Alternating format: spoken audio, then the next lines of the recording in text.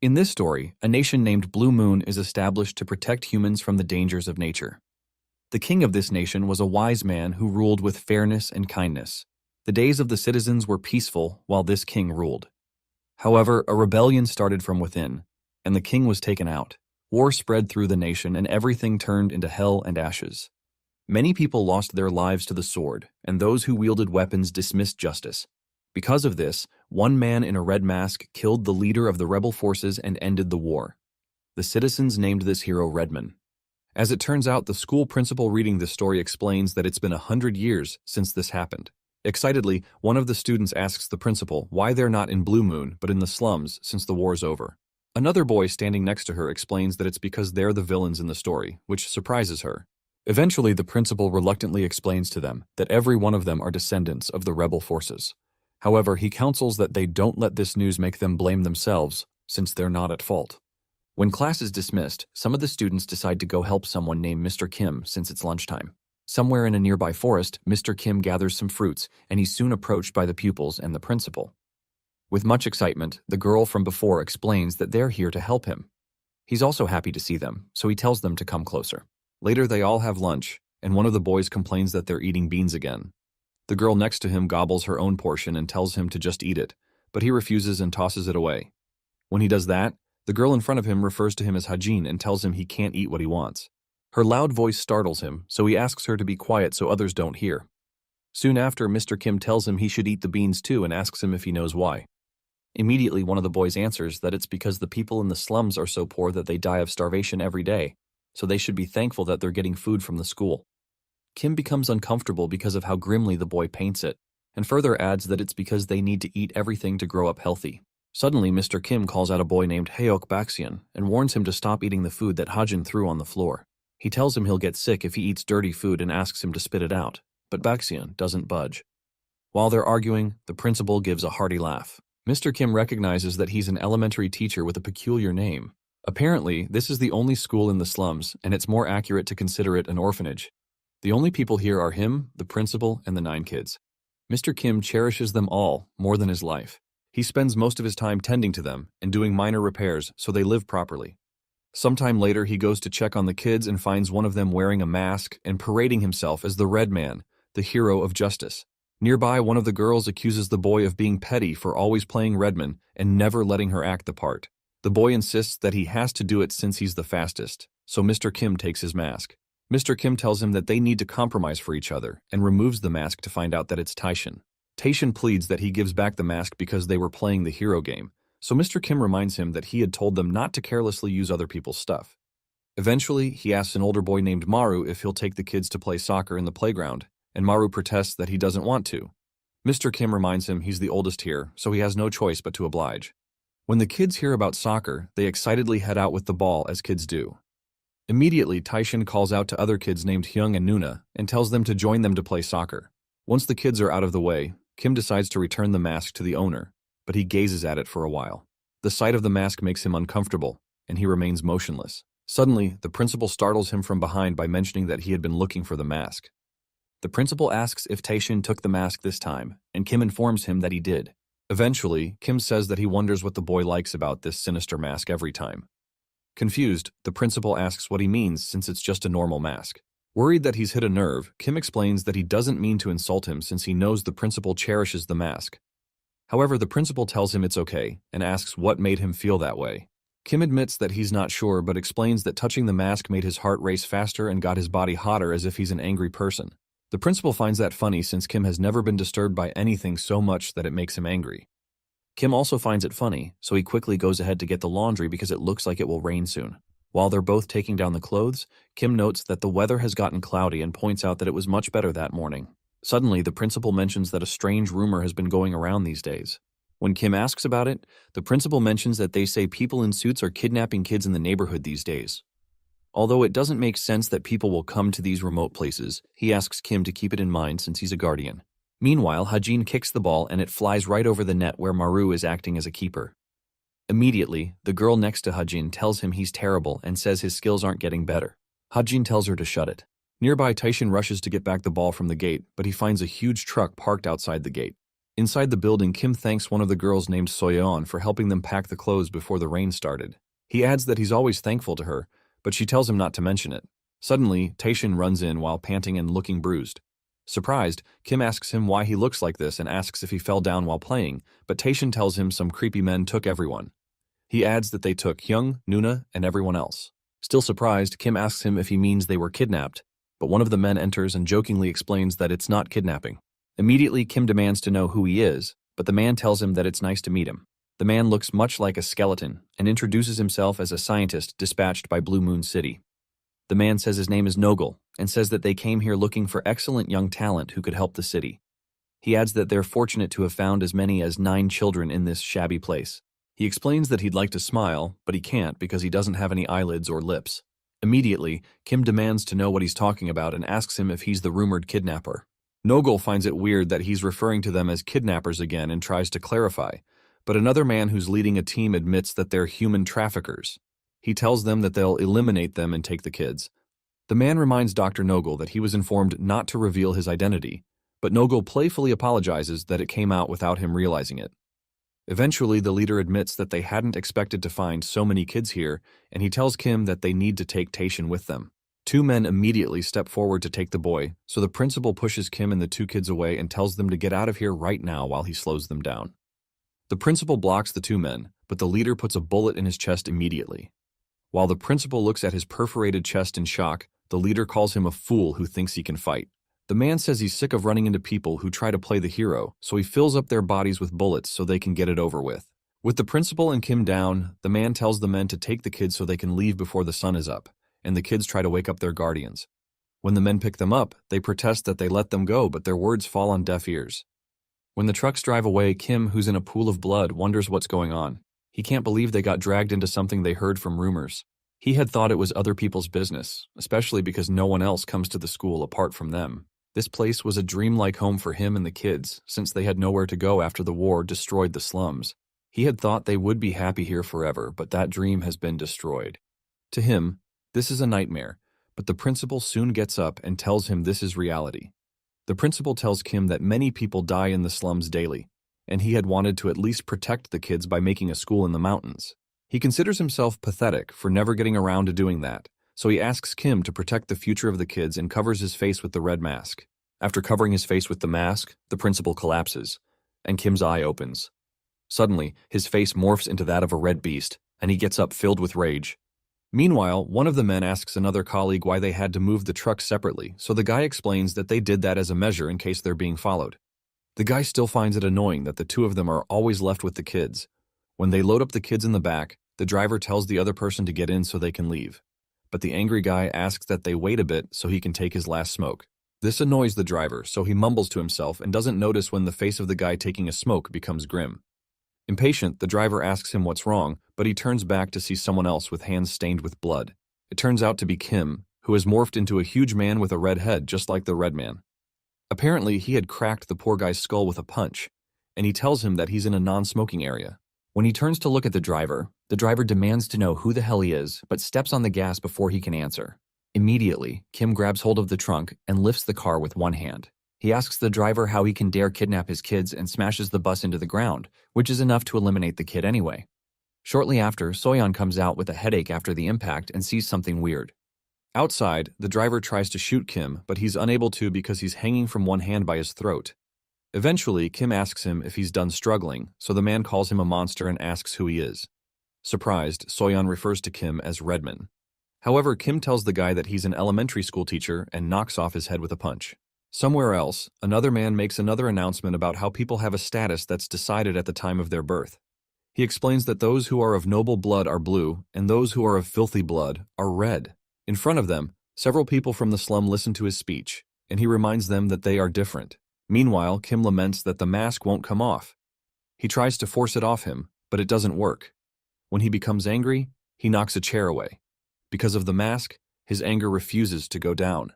Suddenly, he hears Soyeon's voice, and she asks him if he's become Redman now.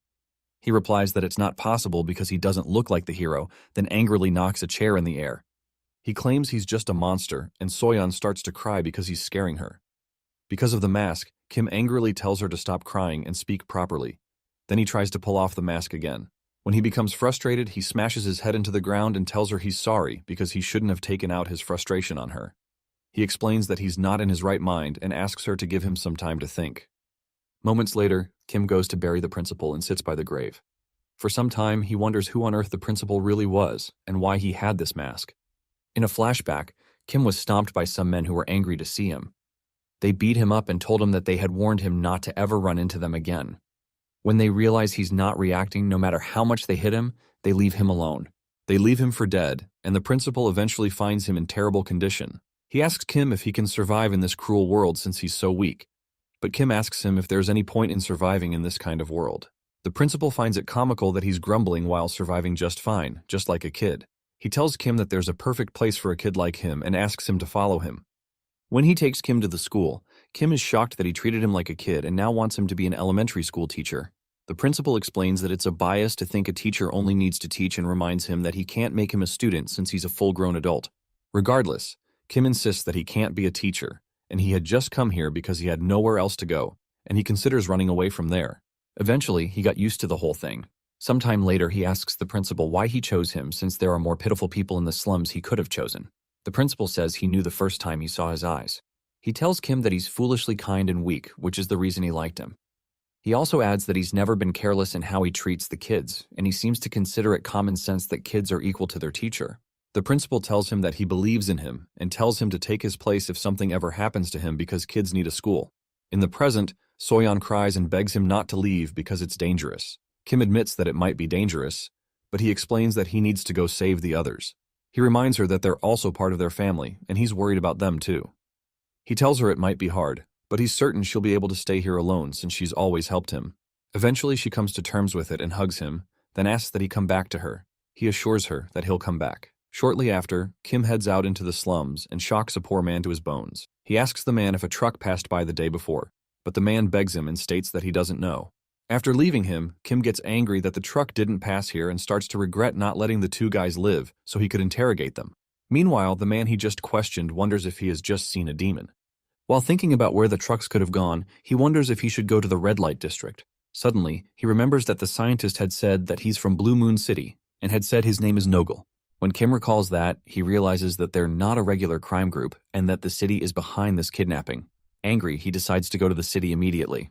Moments later, one of the police officers from the city notifies his senior that a document just came in to notify them that a white truck from the gourmet company that went into the slums isn't back. The senior wonders why the company went to the slums, so the junior explains that they probably went to distribute free food.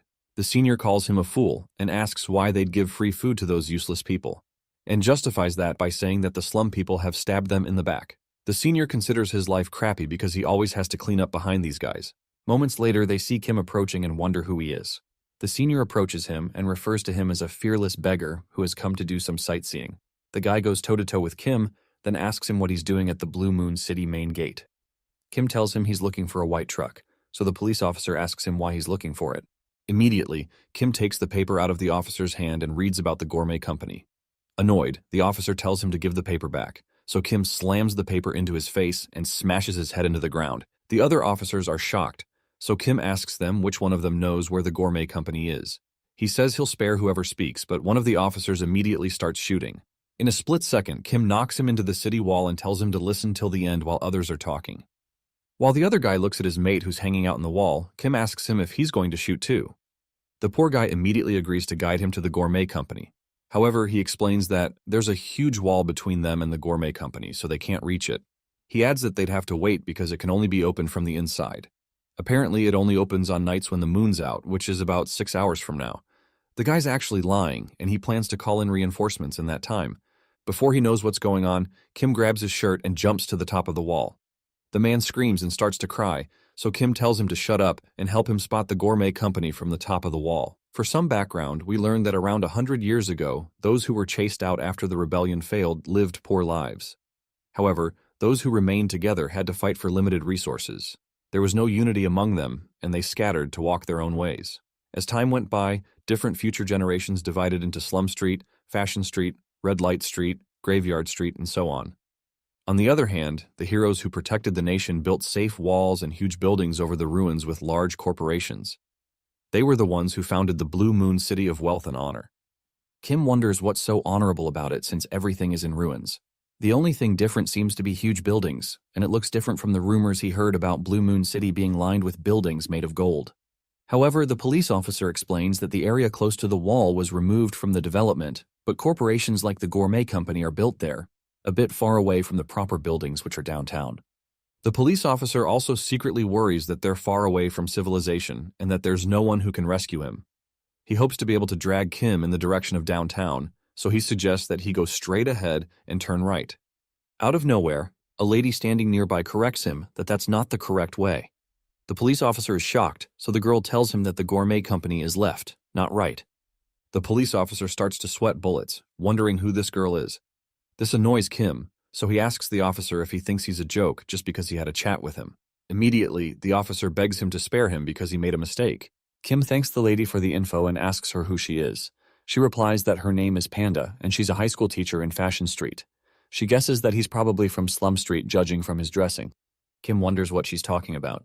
So she explains that Fashion Street is quite far from the slums. Apparently, it's a street managed by Finger Chain, a clothing business. When she asks about him, he introduces himself as an elementary school teacher in Slum Street, and she finds that awesome. She considers this a great encounter since they have the same job and destination, so she suggests that they head there together.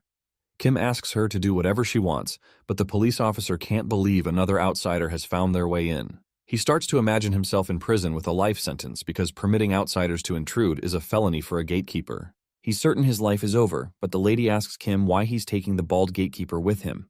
Meanwhile, in the Gourmet Company, a teenage girl wakes up and wonders where she is. Nearby, there seem to be several wrapped bodies. She remembers that she and her sister were taken by some men in a white truck on her way back from school. She looks around but doesn't see her sister, and she can't look around the dark room because her hands are tied. She soon hears someone coming, and one weird-looking zombie guy steps in with a butcher's knife. The guy approaches the wrapped bodies and takes a few of them on his shoulders. When one of the packages drops, the girl is shocked to see the face of a dead person exposed under the wrapper.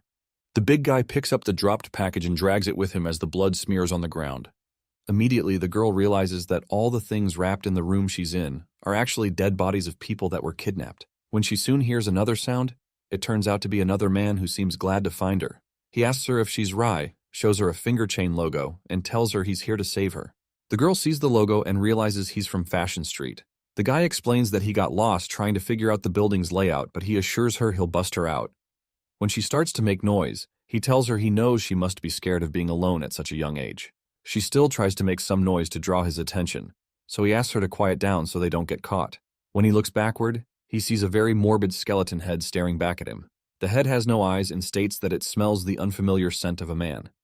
Immediately, the guy jumps out to face the horrifying monster. However, the head splits open and exposes shark-like teeth. The being asks someone if he can eat the man, then opens its mouth wider to start feeding. Meanwhile, the gatekeeper leads them to the Gourmet Company.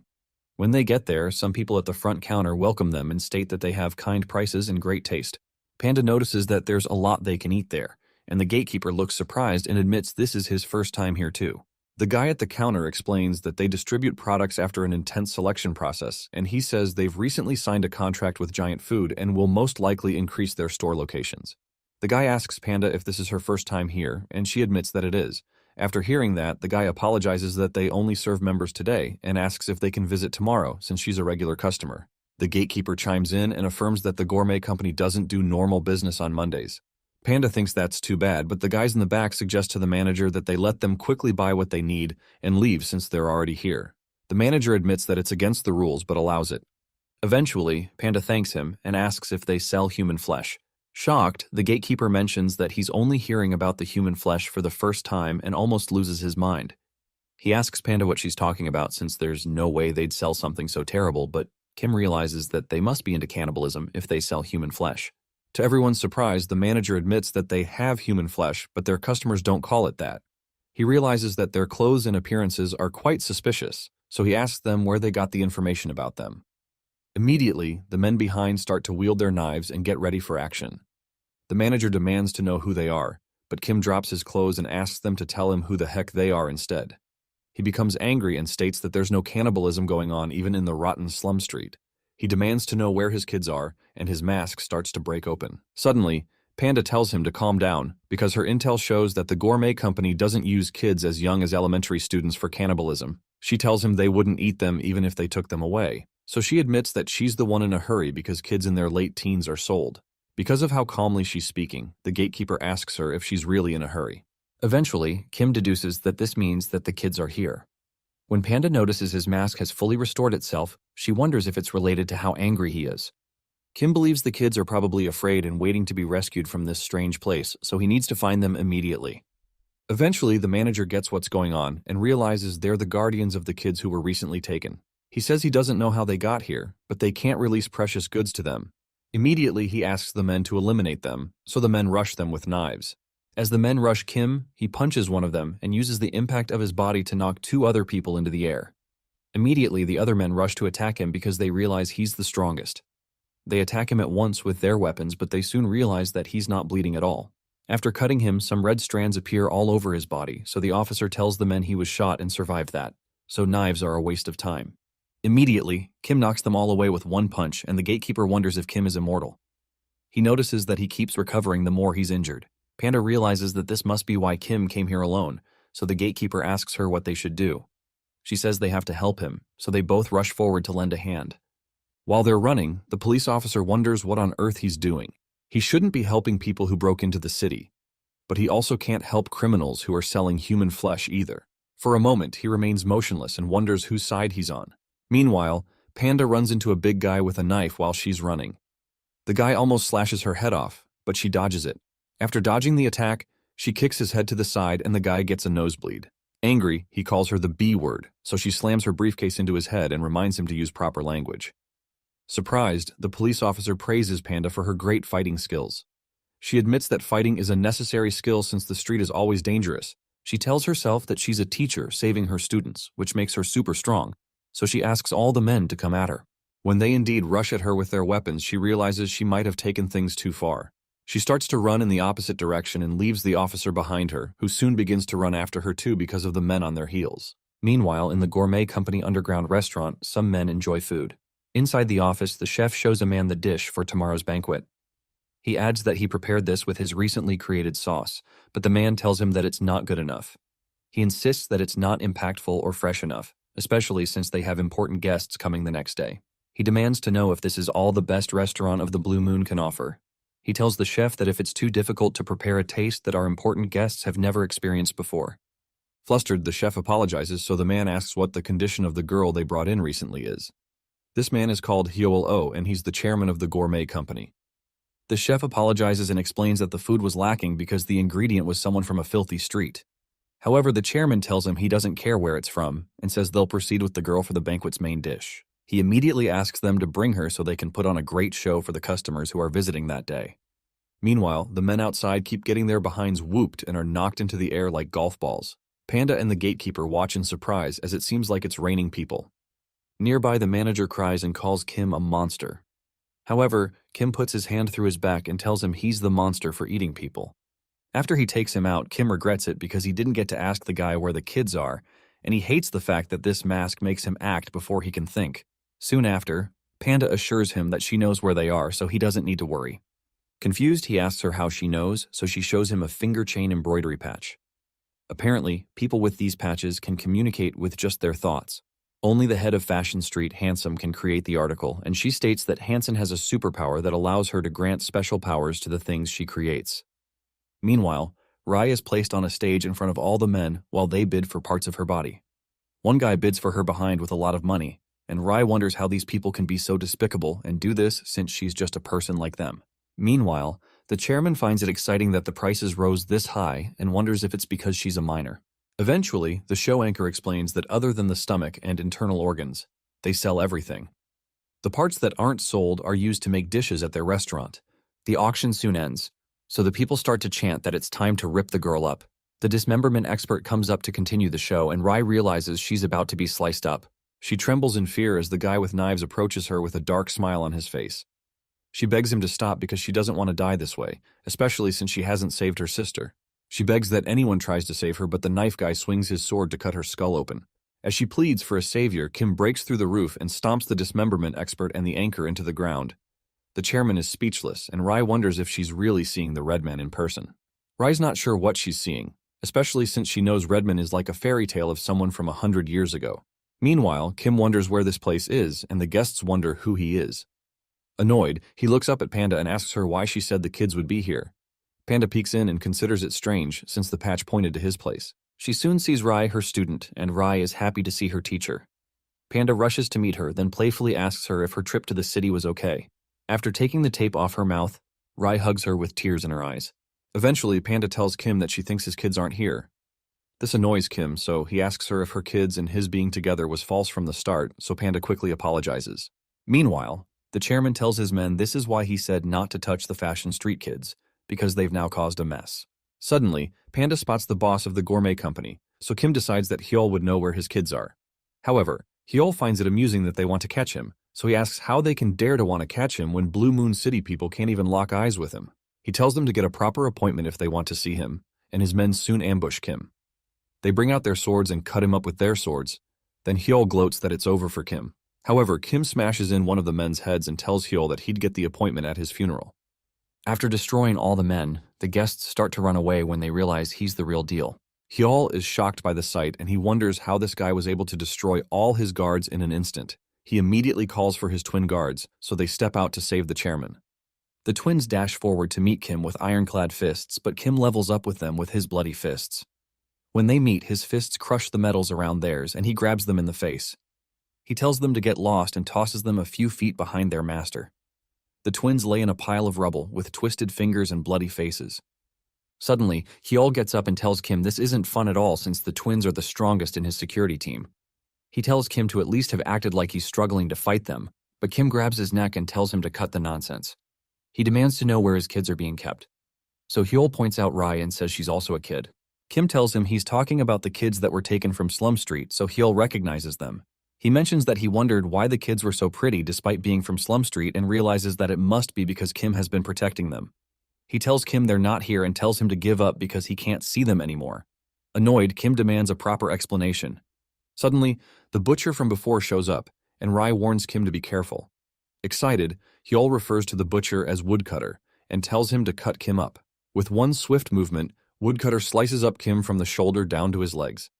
Immediately, Hyol tells Kim that people who are way higher up than him took the kids because they need kids who don't hold a status in Blue Moon City. They needed kids without any rooms whom they could take, mess up, and it wouldn't matter. With Kim chopped in half, Hyol pries his hands off and says he's just taking requests and supplying them as he finds them.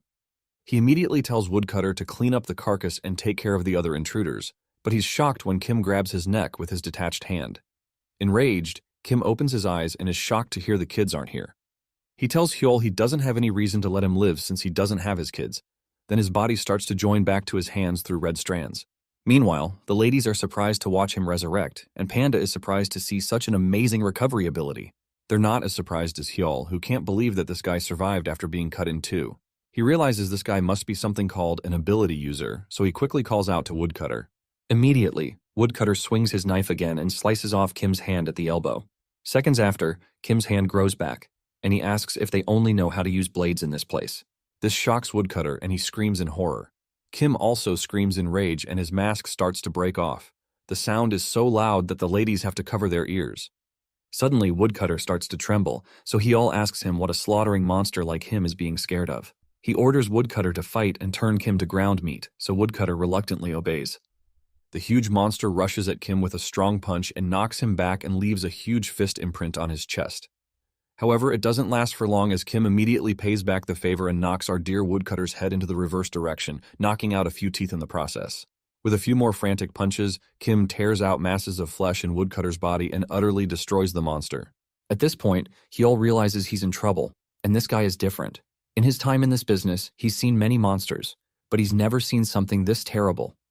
Eventually, Kim approaches him and tells him the look of horror on his face is worth seeing. He asks him if he has any last words before he eliminates him, so Hyol tells him he's the chairman of Blue Moon City, and he'll become a first-degree criminal if he touches him, and will lose all intel on how to find the kids.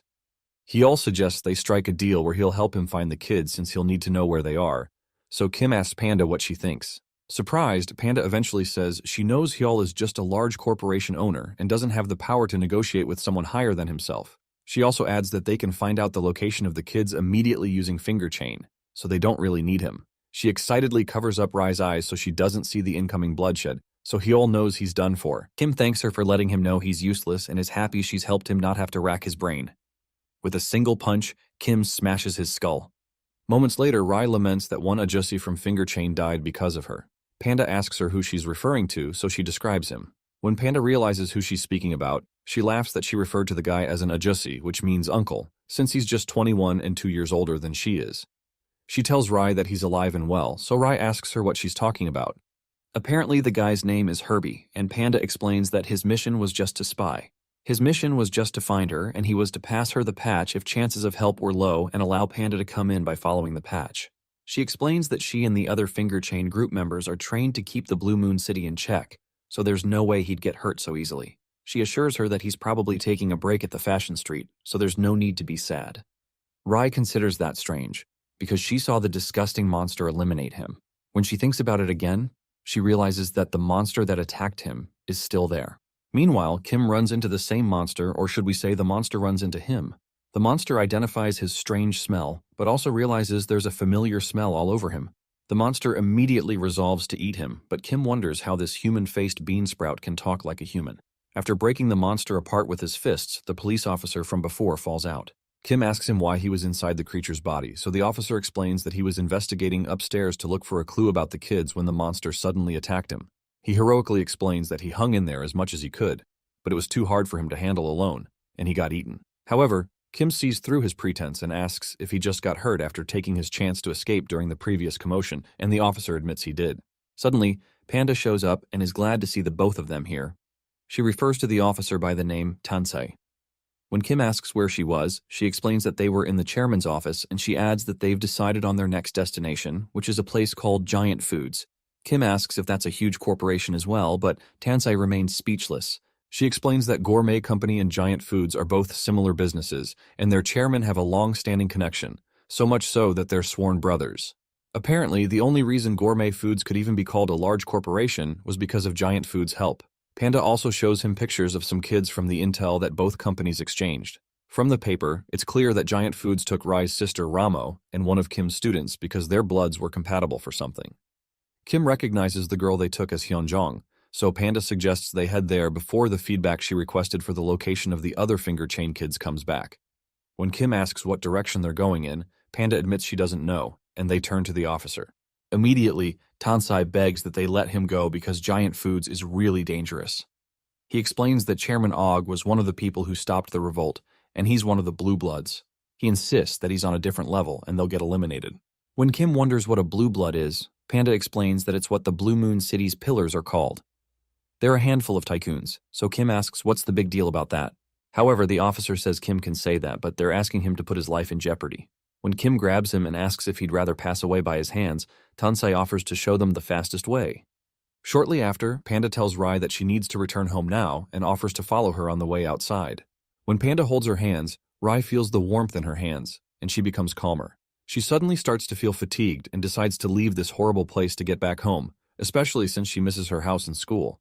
Suddenly, her stomach turns again when she remembers that Ramo is still caught in all this. She remembers all the gruesome sights of dead bodies she's seen, and an image of her dead sister flashes across her mind. Immediately, she becomes alert and asks the others to take her with them. Kim wonders if she's referring to Giant Foods and asks why they'd take a kid there, but Rai insists that she has to go. Kim doesn't agree, so Rai tells her that her little sister is in the city. However, Kim tells her to entrust her sister's life to Panda. When Rai insists that she will go, Kim says she isn't. It soon turns into an argument, and the others just look at the two of them alternating between no's and going. When she gets exasperated, Rai tries to get permission from Panda, and Panda says she can. Annoyed, Kim asks her what she means by that, and he's so angry his entire mask breaks off. The mask even gets into her mouth, but Kim asks her if she's out of her mind and why she'd bring a kid with them. When Panda tastes the piece of the mask that got into her mouth, she notices that it tastes like blood. Kim accuses her of being a mad dog, so Panda explains that Rai is almost an adult and she's very articulate, so she'll be of help. She adds that Rai has a special talent, and many people thought of taking Rai with them when they were considering Ramo's rescue. Panda adds that she wants to protect her family herself, so Kim turns around and tells her to do whatever she wants, but not to resent him for not trying to stop her more.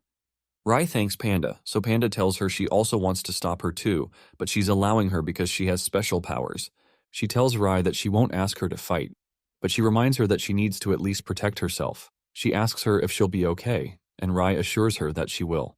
Meanwhile, at Giant Foods, a worker in the company informs Chairman Og, who's tearing into raw animal meat and blood, that it's time to leave for the gourmet company. Og agrees, so they don't keep his little brother Hyol waiting. Shortly after, Kim and the others enter an establishment named Zipper. When they ask what it is, the officer explains that it's a high-end store, and there are only a few places like it downtown, but this one is on the outskirts. When they get to the counter, they're welcomed by two people, but Kim wonders if the place they were to visit was a mere clothing store. Panda corrects that this isn't a mere clothing store and brings out her finger chain patch. The counter attendant recognizes the patch, so Panda explains that this place is a hideout that Fashion Street put in the city. The man asks Panda what her business here is, so she tells him they're here for preparations before a mission. The man acknowledges that, and the woman by his side proceeds to open up a huge zipper that exposes a passageway, which shocks Tansai and Rai. Meanwhile, Handsome, the boss of Fashion Street, looks around while on the roof. She's the one who turned the wasteland into Fashion Street on her own, and she's always remained cautious of Blue Moon City. She's cautious of the city because she knows about their corruption. Just in case Blue Moon City were to invade them, she decided to create the group Finger Chain, a loyal group of people who joined them so they could protect themselves from Blue Moon. These people merged into the normal world and became Handsome's eyes, ears, and hands. Meanwhile, Rai is surprised that Zipper is part of the Finger Chain group, especially since it's operating in Blue Moon City. Moments later, they're given a place to stay, and Rai decides to take a nap. When the man learns that they need the location of the kidnapped slum kids, he comments that this work has a lot of risks attached. However, he decides to give it his all since it's Panda who's asking. When Kim thanks Panda, she jokes that he knows how to properly thank someone, so he demands to know what kind of person she thinks he is. She comments that it's because she's never seen him not angry, so he blames it on the punks that kidnapped his kids. He slams the table so strongly that it wakes Rai up, so he apologizes to her. Eventually, the man in charge of Zipper comments that Kim's act of eliminating the gourmet company on his own moved them greatly, and they now consider him their ally. He adds that the hideout they have in the city to escape surveillance may be small, but they have a force of skilled people who can provide great results. Soon after, Panda wonders how the four of them will be able to get all the way to Giant Foods, especially since the surveillance cameras can catch them and send the cops if they go on foot. Kim asks the man if he can't join them in the fight, but the man apologizes that their first mission is to become shadows in the city, and they won't be able to reveal themselves easily. Also, because this could lead to war between the city and the streets, he advises them to avoid clashing with the police. He adds that even bringing the police officer with them isn't satisfactory. Tansai starts to panic, hoping they won't get rid of him. After quickly looking around, he spots some pipes and frantically suggests that they enter through a subsidiary company of Giant Foods. When Panda asks him to elaborate, he mentions the company called Bingo Delivery, which specializes in delivering frozen goods. Apparently, they installed pipes all over the city to avoid goods from melting while driving. Tansai explains that he doesn't know if the pipes lead all the way to the Giant Foods headquarters, but he's sure that going through the pipes will reduce the area they'd have to cover. After some silence, everyone admits that it's a good idea, and Tansai is relieved that they think so. He mentions that he's been told he's witty, but Rai wonders if he's really on their team. Later, Tansai shows them a map of the location of the closest Bingo Delivery branch, which is 10 minutes from where they are. But since they're on the outskirts, they don't need to hide from cameras while they head there. Kim immediately decides to go there, but the man in charge of Zipper tells him to take some clothes and wear them on his way. Even though they're going underground, he points out that going around the city with his upper body exposed will be problematic. Kim is intrigued by this, but the man tells him he has clothes that will fit him perfectly.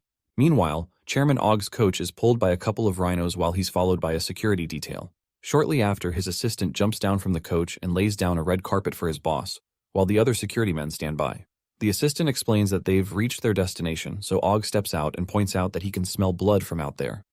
He states that he's getting hungry and looks forward to the dishes Hyol has prepared for him. While they walk in, the assistant considers it strange that the gourmet company didn't reach out to them today or come out to welcome them.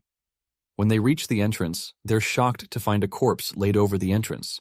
Chairman Og wonders what on earth happened here, so the chef rushes out to address Chairman Og and Barry, the assistant. Barry asks him if he's an employee here, and the chef says he is.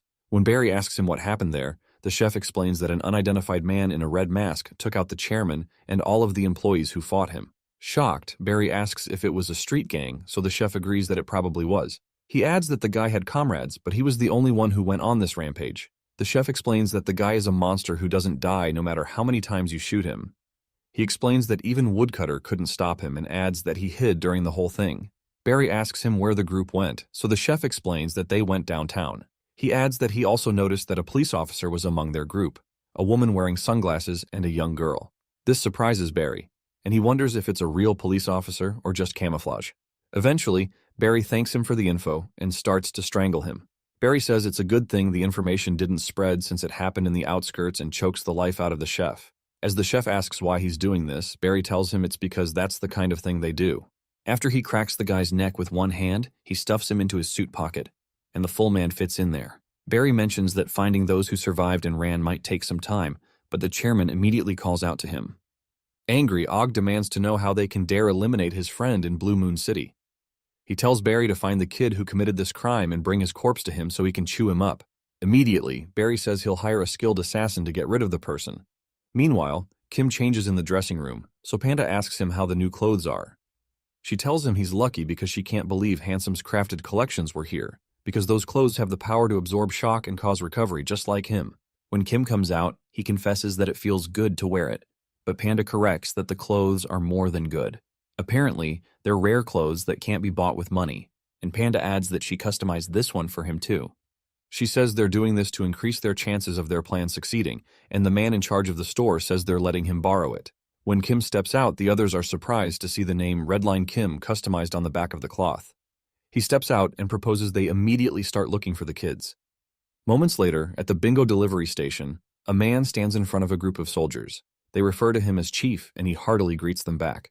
The chief explains that they've received a message from Giant Foods.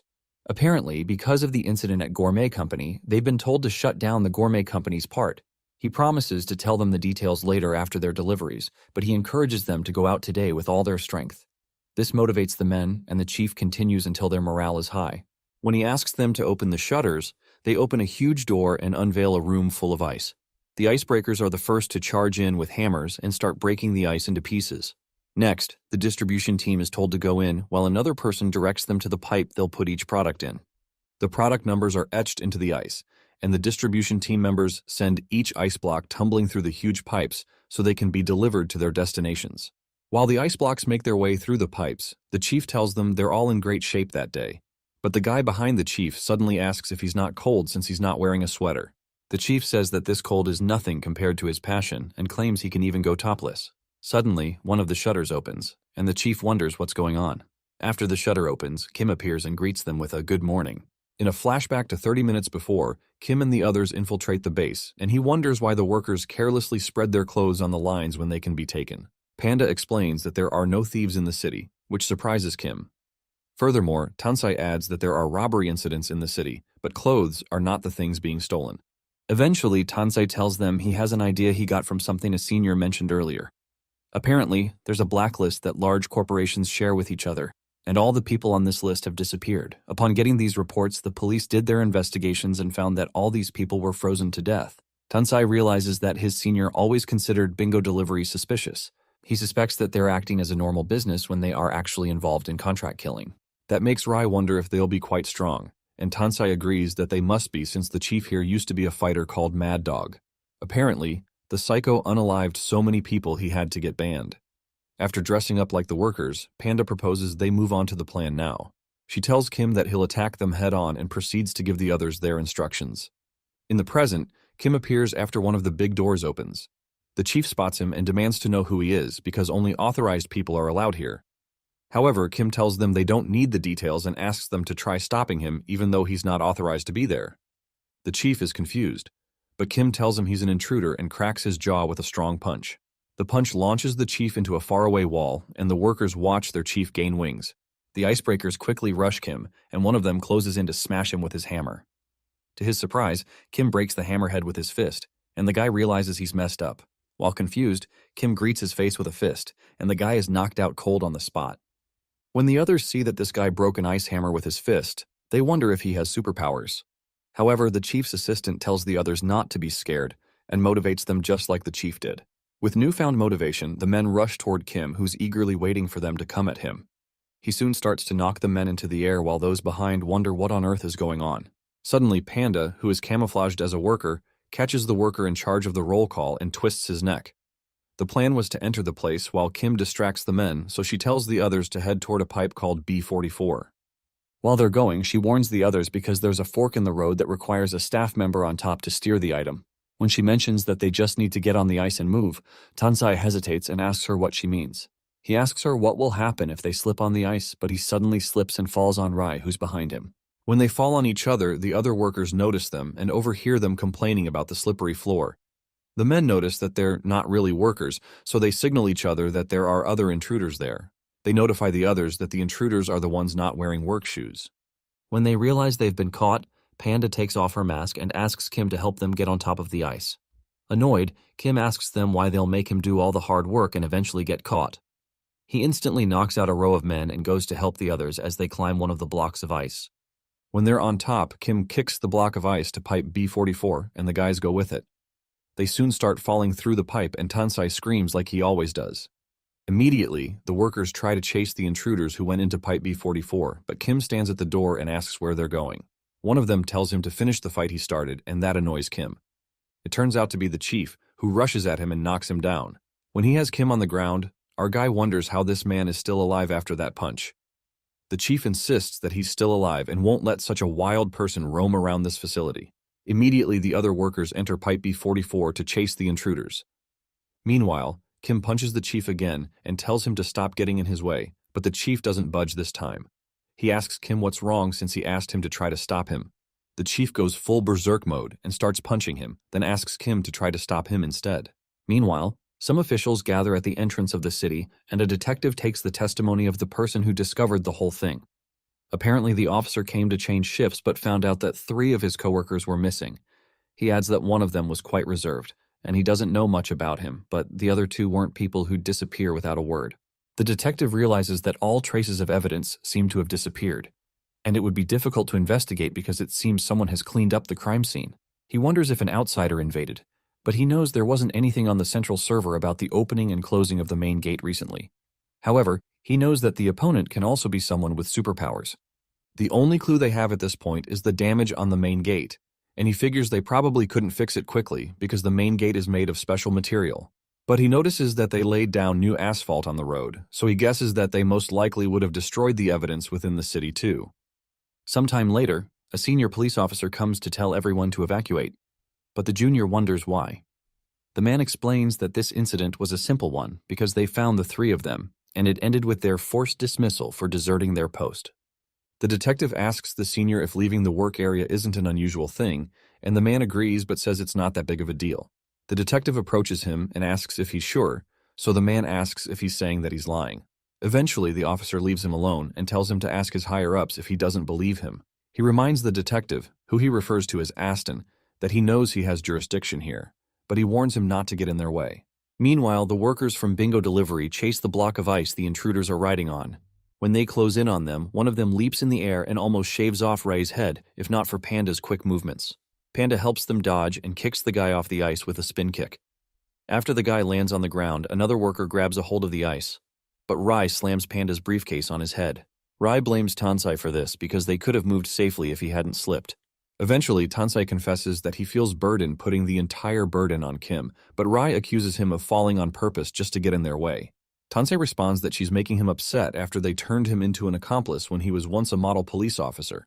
Panda tells them to stop yapping, and they realize the chief's assistant has made his way in front of their ice block. Much to their surprise, the guy splits the ice block into 2 parts and separates them, and Panda wonders if he did it with his skate blades. Annoyed, Tansai calls the man a crazy bastard and asks why he didn't just cut the block in half instead of leaving him to wobble on the smaller portion. Rai calls out to Tansai, but Tansai is soon separated from the rest of the group when the pipe leads into 2 other pipes. Eventually, Panda concludes that she was wrong in her judgment. She had thought the person fighting Kim was in the highest position, but she realizes that their boss is here with them. The guy stands in front of them and explains that he's from another company, but confesses that he's in a higher position. Apparently, he's the ice chamber dispatch director, Chamin. Chamin demands to know how they can dare mess with Bingo Delivery, which is an associate of their ice chamber company. He asks to know what lunatics hired them, but Panda dashes at him and states that she's a teacher and not a mercenary. Chamin considers her a joker, and they both slam their legs against each other in some sort of taekwondo move. While they're fighting, Chamin realizes that Panda isn't a small fry even though she ran away from the fight. He realizes that Panda resembles someone he knows. Meanwhile, Rai notices a quake in the upper part of the pipe and the roof comes crashing down on the other workers. This distracts the director, so he realizes the workers he came with have become an obstacle. He jokingly asks Panda, who's trying to attack him, to take it easy. After dodging several of her attacks, he does a frontal kick with the skate blades, and Panda is almost impaled, but she quickly dodges it. Immediately, she throws her back into the air toward the director and kicks him in the face, shattering his glasses. Meanwhile, Tansai is relieved that he's not being chased, and he wonders why Rai would say he fell on purpose. He wonders what she takes him for and realizes that Rai is pretty clever.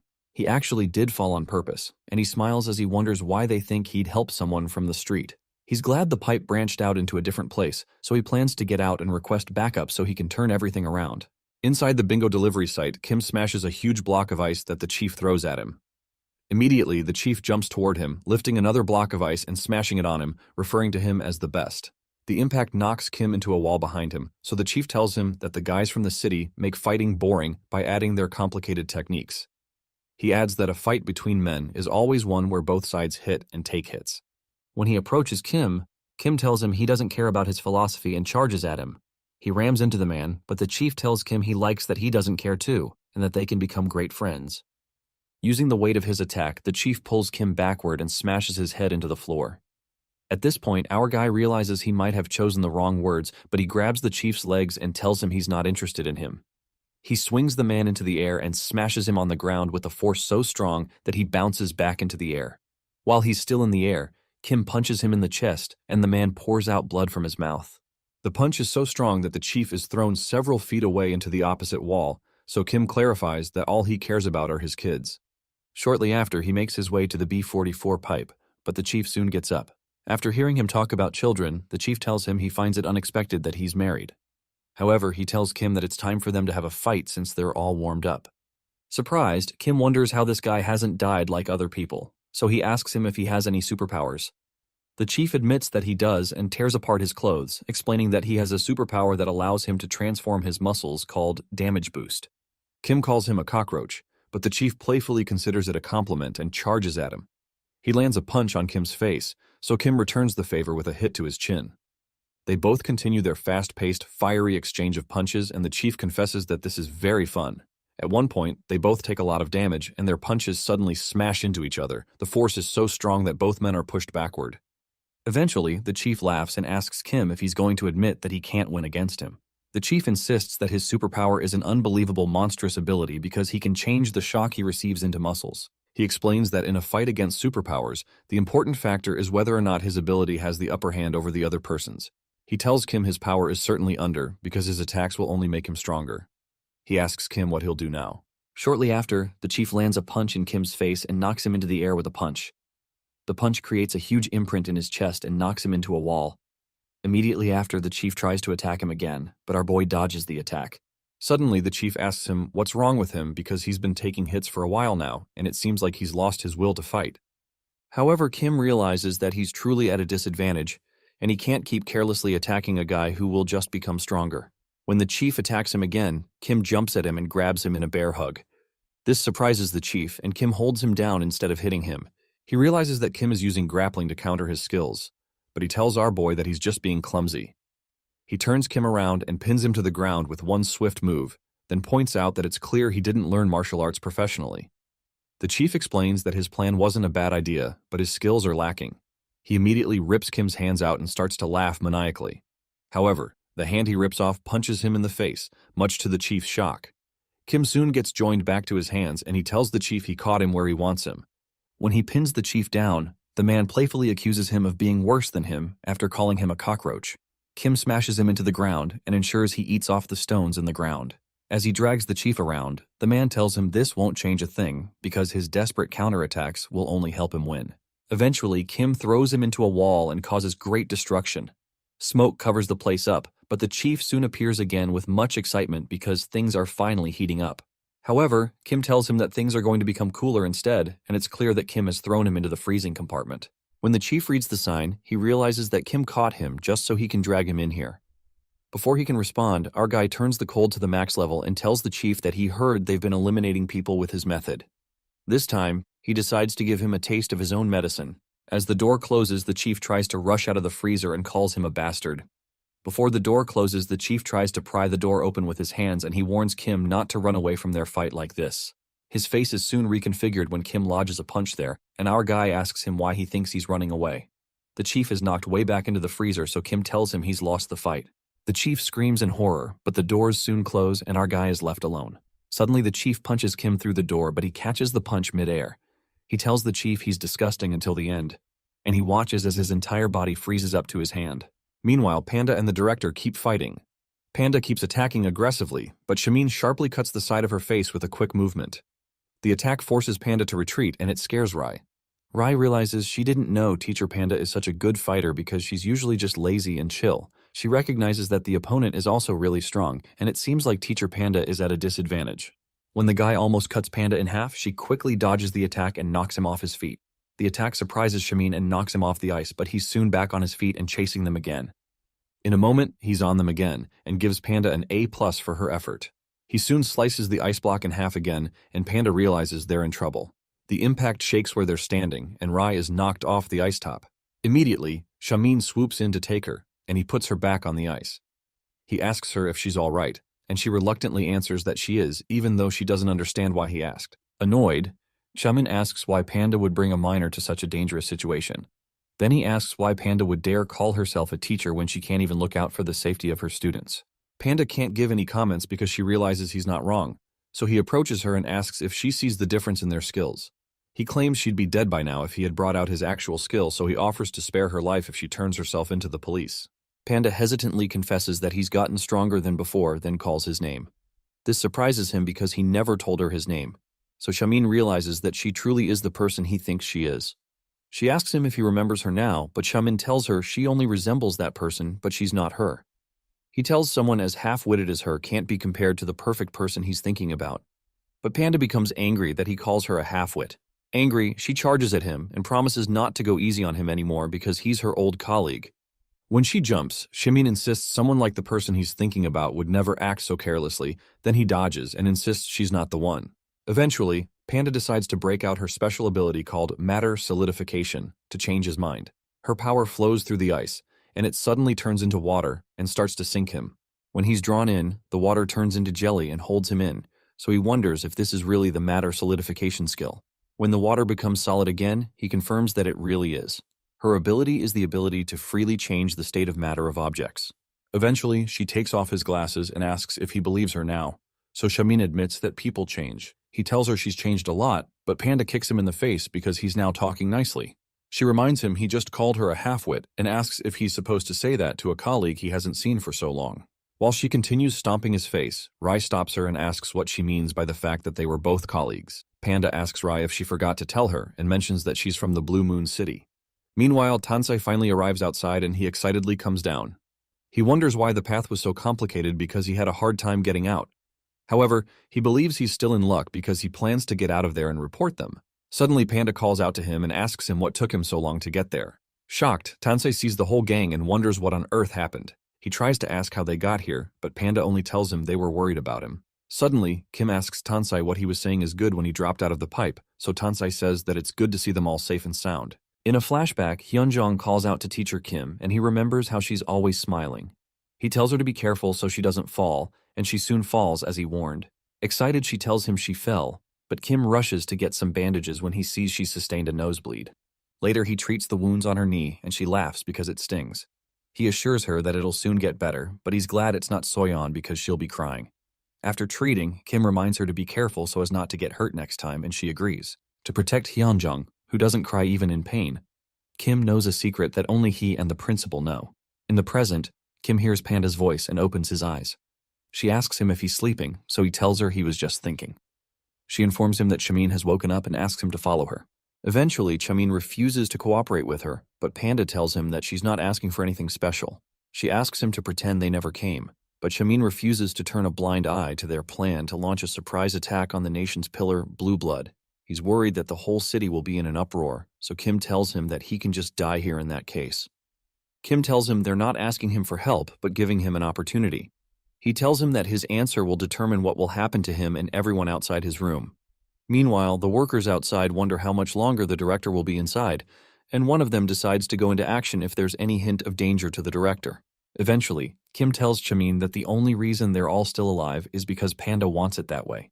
Chamin asks Panda if this is true, so Panda admits that she's doing this because they were colleagues in the past. In a flashback to some minutes ago, Kim asks Panda if she's protecting Chamin because they're from the same city. She says that's not the reason since she left the city and got into fashion a long time ago, so she's not attached to the city in any way.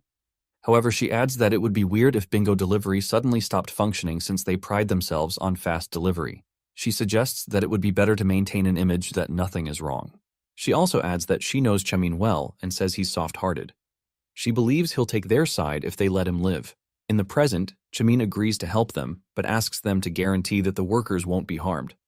Kim assures him there won't be a problem as long as they keep their mouths shut, and Rai realizes things are going just as Panda predicted. After that time, everything went smoothly. They used the pipe and traveled out of the city, and the Bingo Delivery workers ignored them as if they weren't there. While they're going, Rai comments that she had expected more of the workers to complain, but Tansei explains that people in the city tend to follow their superiors' orders quite easily. Later, Kim asks Panda if she thinks Chamin is being truthful with them, so she tells him that she thinks he is because he doesn't have any reason to lie to them.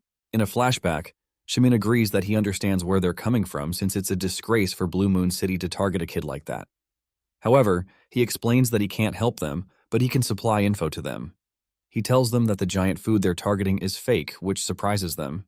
He explains that the headquarters most people know is just a front, but the real headquarters where Chairman Og stays is somewhere else.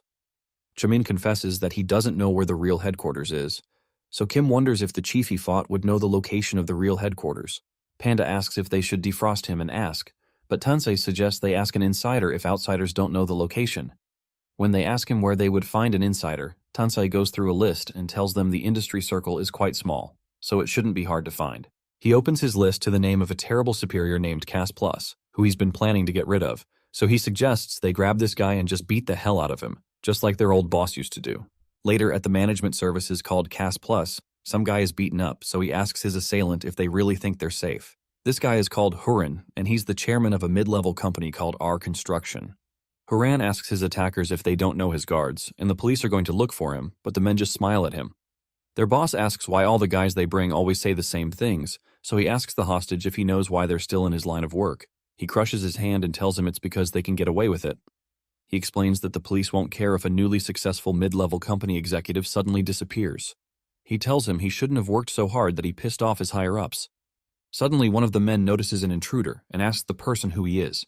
When the boss hears him, he turns back and notices Kim, so he comments that his physique is even better than that of his henchman. The boss wonders if this guy is a bodyguard, and even Hurin doesn't recognize him. Eventually, Kim tells them he doesn't know their hostage and explains that he was just passing by and wanted to ask him something. The boss tells him he can ask the question when they've dropped him beside him, and he tells him he can't let him go because he's seen what they're doing. The boss tells his men to bring the big guy over there, so they prepare their knives to attack. The boss brings out a knife to give Hurin a makeover, but the boss soon sees someone get thrown out of the glass wall. He thinks Kim was the one thrown out, so he confronts his men for doing that, but he soon realizes he's mistaken. Kim realizes he's made a mistake since Panda said to do this as quietly as possible. However, he remembers that they're still in the outskirts, so there should be no one passing by to notice them. Shocked, the boss insults his men and tells them to hurry up and get this guy. They rush at him with the knives, but Kim slaps the first guy so hard that he breaks a nearby wall with his impact. The men retreat quickly when they see the horrific sight, so one of them concludes that their opponent must have superpowers. Before he can react, Kim closes in the distance and punches all 5 men into the air. When they fall on their backs, our guy laments that these guys are even weaker than the folks at Bingo Delivery.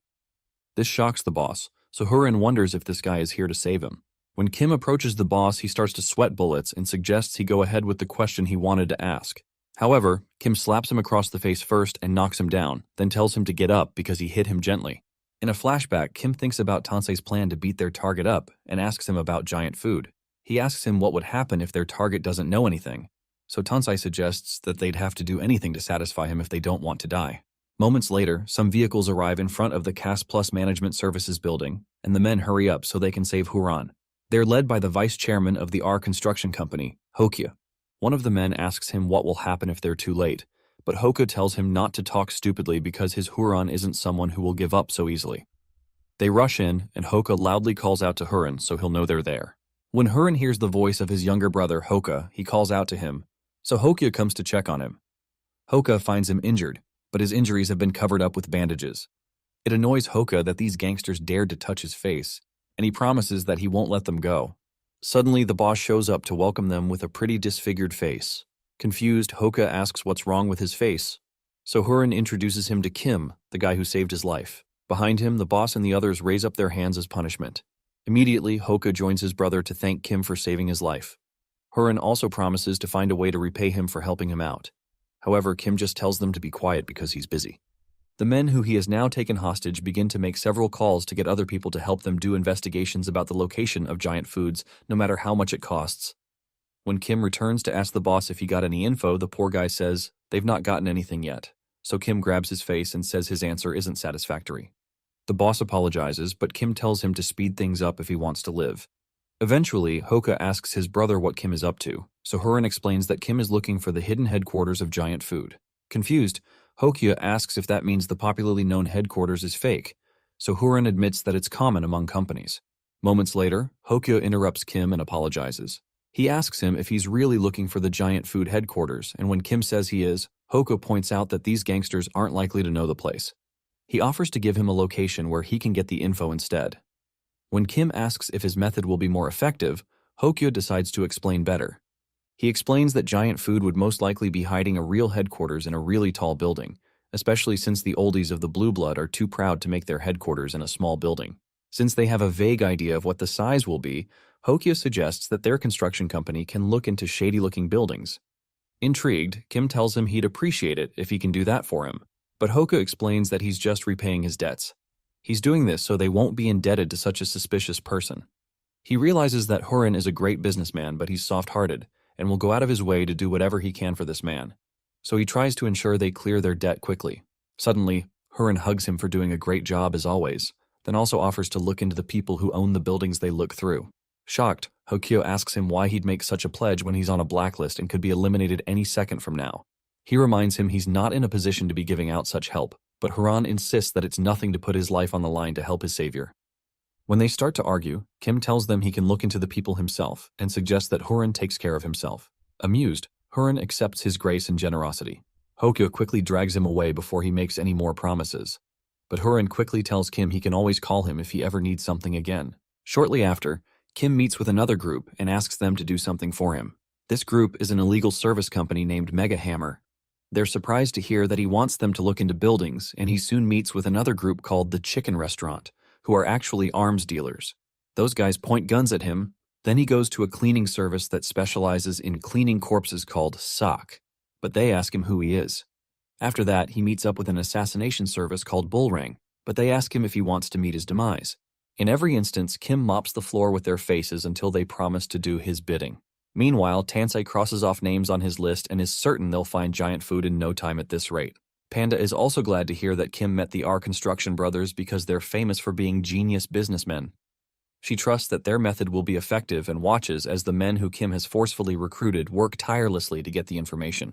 Kim tells her that they need to find the info soon because too much time has passed already. In his mind, Kim tells Hyunjong to wait for him a bit more because he's coming to save her. Meanwhile, Hyunjong laughs heartily, and the man she's playing cards with is amused by the fact that he lost again. When Hyunjong celebrates the fact that Ramo won again, the man asks Ramo if she's certain she's never played cards before, and Ramo admits that this is her first time. The man reminds her that she won't grow up to be a proper adult if she lies, but she insists that she's telling the truth. Eventually, he suggests they play one last round. While he's shuffling the cards, Hyunjong asks him when they'll be able to return to their homes, so the man explains that he's not certain. He informs her that he's just the caretaker for kids, and they don't tell him those details. When a bell suddenly rings, Ramo takes note of it and realizes it's the 56th time she's heard the bell. Eventually, Hyunjong admits that she likes spending time with this man and Ramo, but she wants to see her family. She also adds that it's quite suffocating to be in a room like this. The man asks her if she has family, so Hyunjong starts to list all her family members. When she mentions teachers, the man points out that her teachers are working a job and they're not family. When Hyunjong insists that they are, he agrees with her. He tells her that it's dangerous to go out now because there's a dangerous monster going around wearing a red mask to eliminate people around the streets every night. Hyunjong finds that scary and exciting, so the man tells her it's better to stay where they are. When the man mentions that he heard there's also a woman wearing sunglasses with him, that catches Ramo's attention, so she wonders if he's talking about Teacher Panda. She soon dismisses the idea, so the man adds that the woman has been eliminated since then. The bell rings, and Ramo counts that it's the 57th time. She asks the man if he was lying, so he laughs and says he was. However, because of how surprised she sounded, the man asks Ramo if this person is someone she knows. Surprised, Ramo begins to stutter, so the man tells her it's okay. He asks her if she wants to hear something funny and confesses to her that he's from the streets too. Hyunjong doesn't hear what he told Ramo, but this man assures Ramo that she can trust him because there's no way he'd sell out his acquaintances. This makes Ramo relieved, but Barry soon enters the room and asks this man named Razul to come out because he shouldn't be there again. Razul laments because it's time for him to go, so he tells the kids that they'll play some other time. Shortly after, Razul and Barry enter the passageway. Barry asks Razul if he's not getting close to the kids since he's been visiting them for a while, but Razul assures him that he's just bored. Barry reminds him that these kids are ingredients and he can't get attached to them. Suddenly, Razul asks Barry to pay him $100 if he wants to know something. Confused, Barry protests because he doesn't even know what kind of information he's paying for, so Razul tells him he'll never know in that case. When Barry hands over the money, Razul tells him the guy who attacked the gourmet company is the same person who's looking for the kids. Barry finds that interesting but reminds him that the man wearing the red mask didn't seem to recognize the kids, so Razul mentions that he could have hired a mercenary and brings up the news of a red-masked serial killer that came up a few years ago. Because of that, Barry decides that they have to be prepared, so he offers Razul a lot more money to capture and bring those guys to him. He tells him there'll be more rewards if he's successful. When Razul asks for their location, Barry tells him he doesn't know, so Razul replies that there's no way to get them if he doesn't know where they are. When Barry insists that he's paid him for that information, Razul decides to figure things out by himself. Before they part ways, Barry hopes he won't fail him, especially since he's the best killer he knows. Razul explains that he only receives monetary compliments, but he soon heads out to go hunting for his target. Sometime later, Kim angrily knocks open a door and tells Panda she was wrong again. She had told him this was the Giant Food headquarters, but he's angry to find out that it was just a small fry criminal's hideout. Panda asks him to calm down because they just fell for fake hints that Giant Foods has spread out. Rai wonders if Giant Foods knows they're coming, but Tansei says he doesn't think so because they would have tried to use the police to stop their investigation if that was the case. Kim decides he should have just gotten Zipper to look into information about Hyunjong, but Panda tells him Zipper's information is restricted, and it would probably be out of his reach to look for the kids. She proposes they leave the place before they get caught, so they leave. Meanwhile, Razul watches them from the top of a building. Somewhere else, Chairman Og tears through a full pig that was placed on his table, along with so much other meat. After that, he drinks a cup of something that looks like blood. Suddenly, Barry appears and greets him, then asks him how his condition is today. Chairman Og tells him it's good and informs him that the doctor says his body is stabilizing. Because of that, Barry suggests that they move forward with the blood ritual that week, then asks if he's decided on which child to use for the ritual. When Og hesitates, Barry reminds him he should only choose one child because 2 kids would be too hard on his body. He also informs him that the guys who took out Hyul are searching for the kid named Ramo, and then he suggests they take her as a hostage in the worst-case scenario. Eventually, Og chooses one of the kids. Meanwhile, the group keeps following the leads they've gotten, and Tansei mentions that there are only 2 places left that might be the headquarters based on their investigation. One of them is a company called Every Pad that manufactures displays, and another is a big company that produces mineral water called Mineral Mountain. He believes one of the 2 is a cover-up company that should be Giant Foods HQ. Kim mentions that Mineral Mountain sounds suspicious, especially since they have such a large building from just selling water. He wonders why they're selling water in the first place, so he's told that the rebel forces contaminated all the water around Blue Moon during the war. From that time, all citizens had to buy water to drink, and Mineral Mountain succeeded and made it big since they jumped into the business first. Tansei admits that he doesn't know why the guys at R Construction put this huge company on the list. However, he informs them that Mineral Mountain and Every Pad are located in the same place. Because of that, staying too long in one place is certain to make those in the other place notice they're there. Rai becomes distressed when she realizes they only have one chance. Suddenly, they hear someone's voice telling them not to think too deeply because they're both the headquarters for Giant Food. It turns out to be Razul, who explains that Chairman Og likes rhinos, so he purposely built the 2 buildings together in the form of a rhino. He jokes that it doesn't resemble a rhino at all, so Kim asks him who he is. Amused, Razul tells them his name and adds that most people call him Purple. Kim looks confused, but Tansei is shocked when he sees the purple necklace around Razul's neck. Panda is equally shocked, so she tells Kim that they need to get out of here immediately. However, Kim asks Razul if he knows something about the Giant Food headquarters, but Razul just jumps down to meet them and admits that he does because he's the assassin Chairman Og sent to eliminate them.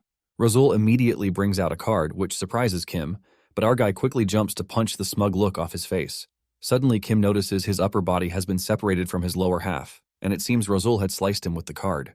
Razul counts that he's taken one down, but Panda shows up behind him to attack. She kicks him in the back of the head, but he doesn't budge. He tells her he senses her movements and asks if she's also an assassin.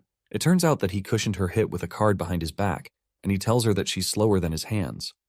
The card hidden behind his neck springs and blasts Panda away with such violent force that her body shatters a nearby wall.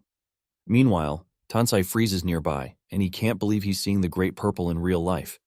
Even though the people of Blue Moon City hated the people from the streets, the city has decided that some of them are a necessary force. These people are bound by the condition of always wearing a purple collar so they can be granted citizenship. There's a rumor that among the purple people, those who are chosen for their battle skills are employed as diplomatic mercenaries. Suddenly, Razul calls out to Tansai and tells him he's cosplaying as a police officer. Tansai almost screams out when he realizes he's been found out, but Razul throws some cards at him and tells him to come out. Razul controls the cards to push him out and pin him down, so he tells him to stay like that for a bit because it'll be troublesome for him to eliminate a real officer. Tansai gladly agrees to stay pinned down and is relieved he wasn't eliminated. Meanwhile, Rai calls Tansai an idiot, but Razul approaches her, and she becomes afraid. When she sees him coming towards her, she activates her superpower to fight against him. Suddenly, Razul closes the distance and excitedly tells Rai that she looks like Ramo. Then he asks if they're sisters. Confused, Rai loses her composure and asks him if he knows Ramo, so Razul tells her he knows Ramo well. When he sticks his hand in his shirt to bring out something, Rai cringes because she's expecting him to launch an attack, but he just brings out a rose and states that he's besties with Ramo. He hands her the rose, and Rai is confused for a minute. Later, Razul asks her if she's Ramo's elder sister, then mentions that he's heard a lot about her, especially that she's a top student majoring in fashion. He also says he heard she's beautiful, but confesses that he thinks Ramo looks cuter. He wonders what to do, especially because he doesn't want Ramo to hate him, so he decides to reconsider eliminating his bestie's family. However, he decides to go ahead with it and assures her that he'll send Ramo over to her soon enough. He brings out his card, and with one swift movement, Kim's head is cut off. In a flashback to a day in the life of the Kim family, Kim rushes to Soyeon's side after she had a nightmare. He soon carries her to calm her down while she tells him about her nightmare. But Yeonjong soon enters. Yeonjong suddenly starts to climb on Kim, and when he asks her what she's doing, she says she wants to climb on him like bugs on branches. Back in the present, a head drops after Razul promises to send Ramo to come meet her, but it turns out to be Kim's. Kim had rushed in front of the girl before Razul could attack her, and Razul wonders if Kim is a red-light street mercenary. When Rai sees Kim hold his own head, she screams in horror, but he reminds her that he told her not to come and that she'd just get in the way. He soon puts his head back on, so Razul commends his amazing skill joining back his head. He comments that Kim is immortal because he's never heard of someone with a superpower that lets them regenerate this fast. Nearby, Panda comes out with bruises and prepares to fight the purple-collared dog. She rushes at him from behind, but Razul knocks her away with another one of his cards. She's launched on her back again, and Razul wonders how he can even defeat this kind of guy. Eventually, Kim decides to attack him again, but Razul slices him into many pieces. His plan is to keep eliminating him until he loses his ability to regenerate. However, Kim's body immediately joins back together, but Razul cuts him down into smaller pieces. Rai watches in horror as Kim's body is littered around the place. Eventually, Razul asks him if he really thinks he can rescue Ramo since he's this weak and asks if he's not underestimating Blue Moon City. He confesses that he was expecting someone stronger when he heard some rascal wearing a red mask was going around eliminating subcontractors. He hoped to get more fun out of this and wishes they were stronger. Meanwhile, Rai realizes Kim can't regenerate properly because he was continuously cut, so she decides to buy him some time. She asks Razul what he meant by saying he'll send Ramo to her soon and asks if he's going to eliminate her. Razul asks if they don't know, and he decides to explain why giant food is holding Ramo captive. He explains that Ramo is an ingredient. Apparently, Chairman Og has had cancer for a while and he's over 100 years old. With Blue Moon City's medical capabilities, cancer shouldn't be a problem, but regular medical methods aren't working on him, and it could be because of his superpower.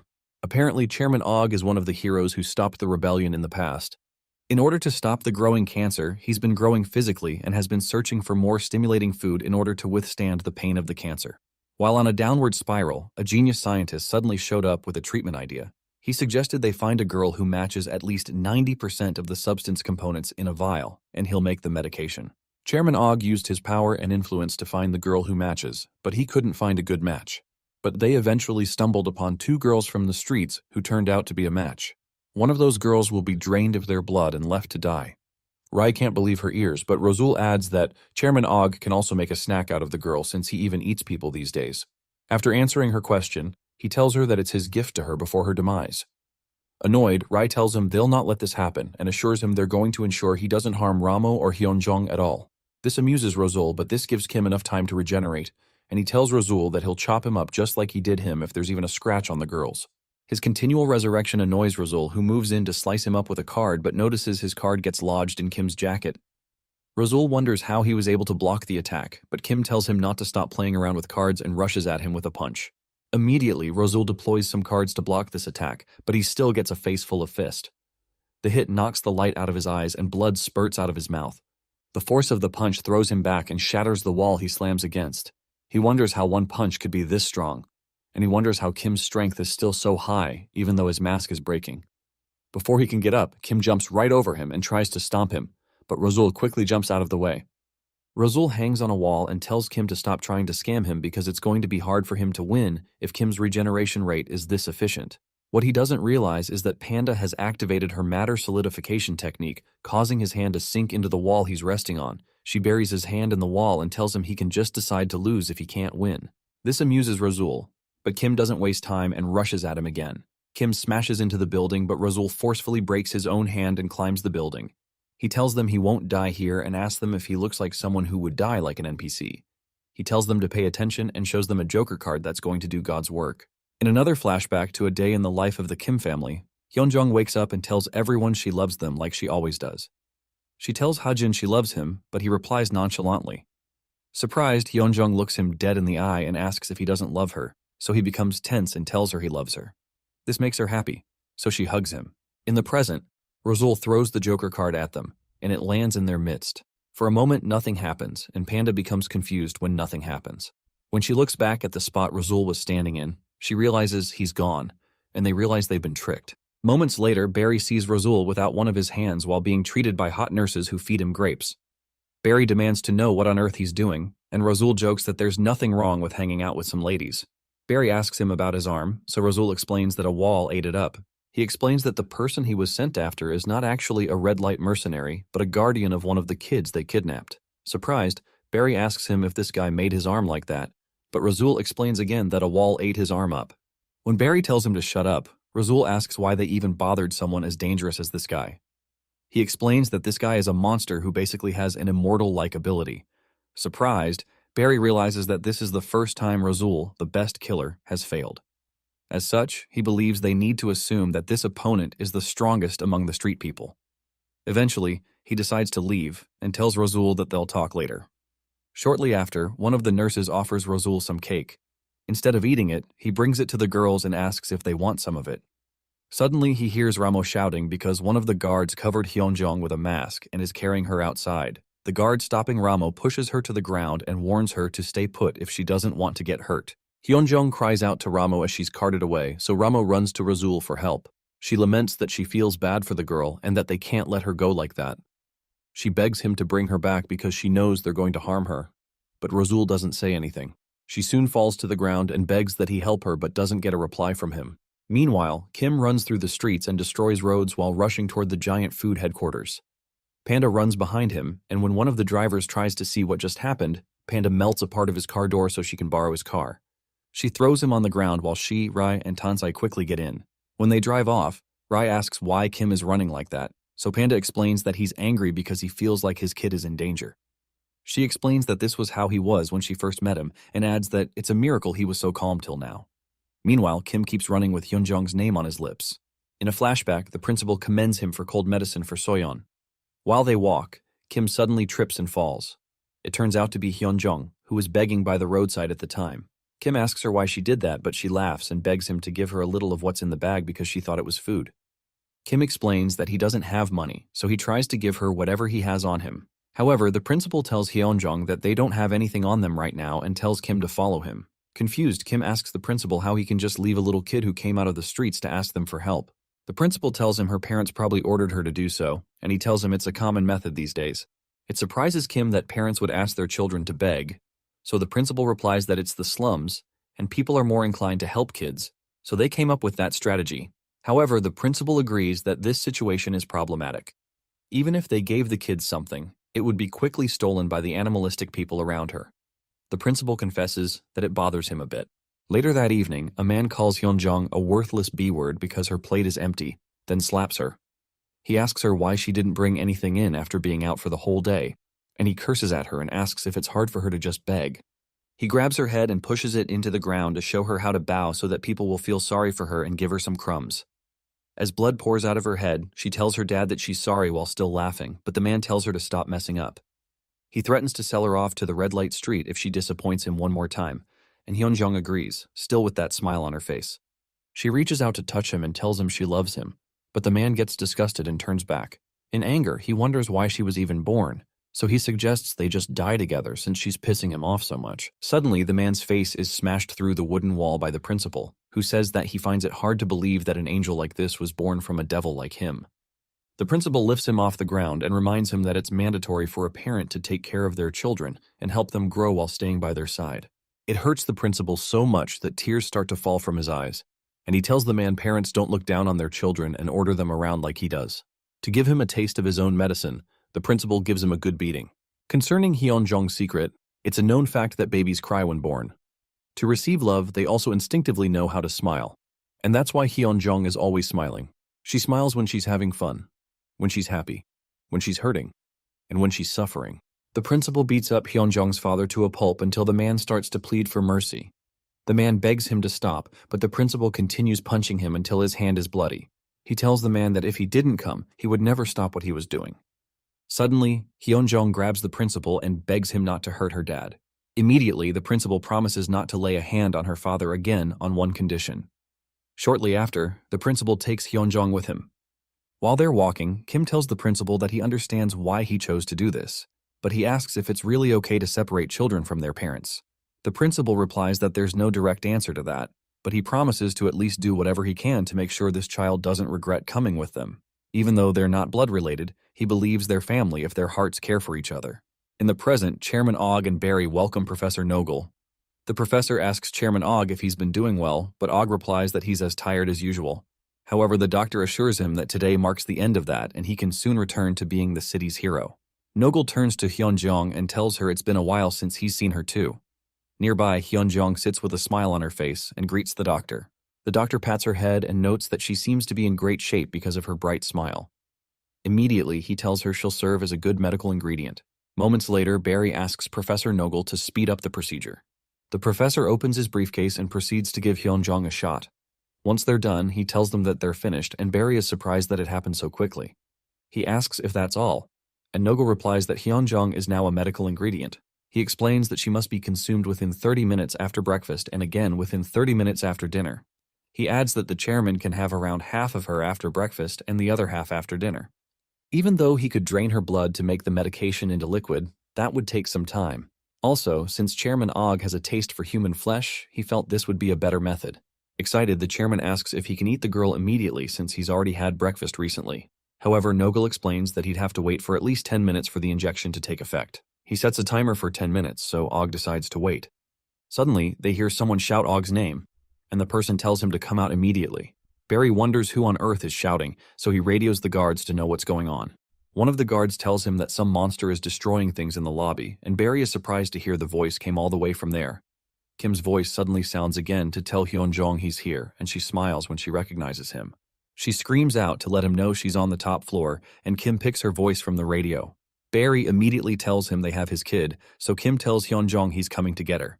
Amused, Barry tells him he's looking down on their big company because he has to make an appointment to meet them. But Kim tells him he sounds like an imbecile, just like Chairman Hyul. This statement annoys Chairman Og, so he tells Barry to tell the guy to come here. Barry tries to protest, but the chairman insists that Hyul gave him strength when he was suffering from cancer, so he must avenge him personally. He asks Barry if he's underestimating him, so Barry has no choice but to agree. Eventually, Barry tells Kim to enter the elevator in front of him, but he warns him that he's going to meet all their forces on his way up and he may not make it to them. He assures him that he'll get to meet Chairman Og and his kid if he can make it up there. Barry tells him he hopes his skills are enough, but Kim doesn't listen and enters the elevator. When he reaches the fourth floor, several men rush at him with swords, demanding to know how he can have the balls to defy this nation's hero. They stab him, but they end up being the ones who bleed. Shortly after, Kim gets to the fifth floor. In another flashback to a day in the life of the Kim family, Soyeon trembles because of a thunderstorm. Hyunjong asks her if she's scared of thunder, so Soyeon explains that she is, and that teacher Kim isn't here to read her a book like he usually does. Hyunjong offers to read to her, but when she picks up the book, she realizes she can't read. While going through the halls, the principal overhears someone reading a story. When he peeks in, he finds Maru reading a story to the rest of the kids, and that makes him laugh. Sometime later, Kim reaches the 52nd floor, and Barry wonders how this is happening and why the elevator just keeps moving up. He radios the guards and asks how they can dare call themselves workers of giant food with terrible skills like this. Meanwhile, on the 59th floor, the chairman of the Special Guard Force assures him that they'll stop Kim at the 59th floor. The chairman tells his team of superhumans to attack Kim with full force the moment the door opens because he'll reach Og if they can't stop him on this floor. The 59th floor is the last floor before the one Chairman Og stays in. The skilled and powerful guards waiting on the 59th floor are confident they'll be able to stop this guy. But the man who later shows up in front of them is far beyond their expectations. His body glows with the red shine of the blood of the guards he had taken out, and his aura shows they'll also meet the same fate. The chairman of the Special Guards feels by instinct that they would lose even if they combined all their strength. Instead, the chairman lets him go to the next floor and tells Barry that they can't win. He explains that the opponent gave off such a fearful aura that it broke the spirits of men even willing to put their lives on the line. Annoyed, Barry smashes the radio. So Chairman Og points out that it must not have been a fluke that this guy was able to beat Gourmet Company. He decides that it is Kim's fate to battle him, and Kim soon shows up on the 60th floor. Instantly, Kim kicks the elevator door open and enters the floor to fight the chairman. However, while Kim is on his way to the 60th floor, Panda kicks butt in the other building to search for Ramo. Even though most of the guards rush to the building that Kim is in, she realizes there are still a lot of them here. Rai suspects that Ramo might be in the building they're in, and that the child Kim is looking for might also be there, so Panda suggests that they can save both of them. Suddenly, a guy with a weird voice shows up and asks them why they're causing trouble. He greets the intruders and asks if they also brush their teeth 3 times a day. Apparently, this guy is named Tong, and he's Giant Food's third in command. He adds that brushing one's teeth is important and advises them not to skip it because of laziness. Rai wonders what on earth he's saying and asks why he doesn't just speak after they're done brushing. Immediately, Tansai recognizes Tong, so Rai asks if the guy is strong. Tansai believes he most likely is because Tong is like Chairman Og's left-hand man. Eventually, Tong asks Tansai why he's here instead of doing his job, but Tansai is surprised he remembers him since they've only met once or twice during the city ceremony. Tong replies that he doesn't know his name but never forgets faces, especially because managing customers is important in the food industry. Tong mentions his senior, Baekwa, and points out that Tansai is the psychopath's subordinate. Shocked, Tansai walks over to Tong, much to the lady's surprise, and tells him that these people are the criminals who killed Chairman Hyul of Gourmet Company. Shocked, Panda calls out to him and Rai screams that she knew he would do this. Panda asks if he's betraying his comrades, so Tansai tells them he's never thought of them as his comrades. He asks Tong to please arrest these criminals, and Tong says he seems to understand the situation now. Tong labels them as street people who are endangering Giant Food, and he activates his ability called Banquet within the mouth to take care of them. His mouth enlarges, and a long tongue comes out, which could be where he got his name. He uses an ability called Canine Teeth Skewer to shoot a destructive tooth that pierces Panda's arm. Panda tries to pull out the tooth, so Tong tells her he was aiming for her head, but she dodged it. After that, he releases another attack called Front Teeth Knife, and the ladies jump out of the way to dodge it. Rai realizes he's using his teeth like weapons, but Panda warns her to be careful so she doesn't get hurt. Next up, Tong leaps into the air and releases giant teeth to crush them with a move called Molar Pounder. The ladies watch the teeth fall toward them, but Panda quickly uses her matter solidification skill to change the form of her hand and punch back at the teeth. The teeth immediately break apart, and Tong admits her ability is impressive. But he adds that his teeth immediately grow back once they're broken, so he has the advantage in a fight of endurance. Panda realizes it's just as she thought, she can't fight with force like Kim. Meanwhile, Kim spots Barry and Professor Nogel, whom he's seen before. He wonders if the fat guy wearing a flashy suit is Chairman Og, but Hyunjong calls out to her teacher and wonders why he looks so different. Professor Nogel mentions that there must have been another guardian at the school and that he must be the reason one of the trucks didn't return. However, Kim realizes they're using Hyunjong as a hostage, but he also remembers they can't harm her since they need her as an ingredient. Suddenly, Chairman Og asks and confirms that there are just 2 minutes left for Hyunjong to be ready. So he tells them that this is all the time he needs to deal with this guy. Chairman Og rushes at him to avenge Hyol and tells Kim that he'll be the opening ceremony for his resurrection. In another flashback to a day in the life of the Kim family, the principal asks the newly brought in Hyunjung if she has a name. She suddenly starts to furiously look through her pocket. But when she finds nothing, she tells him she doesn't have any. Although she wasn't trying to be funny, this makes the principal laugh, and he decides to name her Hyunjung. Surprised, Hyunjung checks his hand and notices he's not holding this name he's talking about, so she asks him if he can give her the Hyunjung he's referring to. Amused, Kim tells her that a name isn't an item. In the present, Chairman Og rushes toward Kim, but Kim calls his name and tells him he's responsible for kidnapping children, so he won't forgive him. He assures him that he'll send him over to his beloved Hyol. With a single punch, Kim hits Og in the stomach and blows a huge hole right in his middle. The strength of the punch is so great that it shatters the glass walls on that floor. This shocks Professor Nogel that Og was taken out with one punch, and it's clear Chairman Og is dead. For a moment, Kim looks at his hand and then watches Og's body drop to the ground. Kim walks toward Hyunjong, but Barry stops him. Kim asks if he's still trying to stop him, so Barry points out that he doesn't look stronger than Chairman Og. He tells him he's still at this because the fight hasn't even started. He asks if he thought this was already over, and Kim notices that Og's blood has started to form together. Suddenly, Og's ability is activated and the blood turns into a noble blood vampire.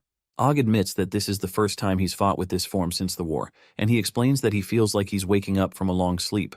He admits that Kim's punch was good, and he can't believe his human body exploded so easily. Kim quickly jumps at him to attack and blasts through the vampire's head with a punch. However, a blood hand forms out of the blood vampire and grabs Kim. Og tells him that this isn't his head just because it looks like it, and he tells him all the parts of his body are one blood flow that can move as if it has its own soul. Apart from that, he can also change his flow and density to grab him, but Kim won't be able to lay a hand on him. He crushes Kim with spikes of blood and tells him this is the reason he became blue blood and the strength that keeps him at the top of the city. He calls Kim a street amateur and asks him if he now understands. Meanwhile, Barry deduces he was right to believe Chairman Og would win this battle. However, since this opponent could defeat Razul, he decides to take some extra precautions and radios the person closest to the isolation ward containing the children. He learns it's Razul, so he asks them to tell Razul to bring the other child to the chairman's room. Shortly after, one of the guards tells Razul to bring the kid, so Razul asks for a minute. He soon asks Ramo if she knows where Hyunjung was taken since she's smart, and Ramo admits that she does. Because of that, he tells her there's no reason for him to keep acting like he's friends with her, and he tells her he's been told to bring her to where Hyunjung was taken. When he asks her to follow him, Ramo tells him she has one last thing to ask him. She admits that this place was scary at first, and she didn't like how they were nice to her because they wanted something from her. But as time passed, she realized it wasn't that bad, and she became quite happy because of him and Hyunjung. She says it would have been better if they had met under different circumstances, so Razul asks her what it is she wants to ask. She asks him if he considers her a friend, and that shocks Razul. Eventually, he smirks and admits that he doesn't at all. He explains that he's employed by the city, and he only took care of them because he was being paid to do that. He asks her if she was really that happy just because he was nice to her, and admits he didn't feel even a little affection toward them the whole time. He calls her an imbecile, and suddenly Razul's body is shocked by some energy. After he falls, he demands to know what she's done to him, but she tells him she's the one who eliminated Hyunjung.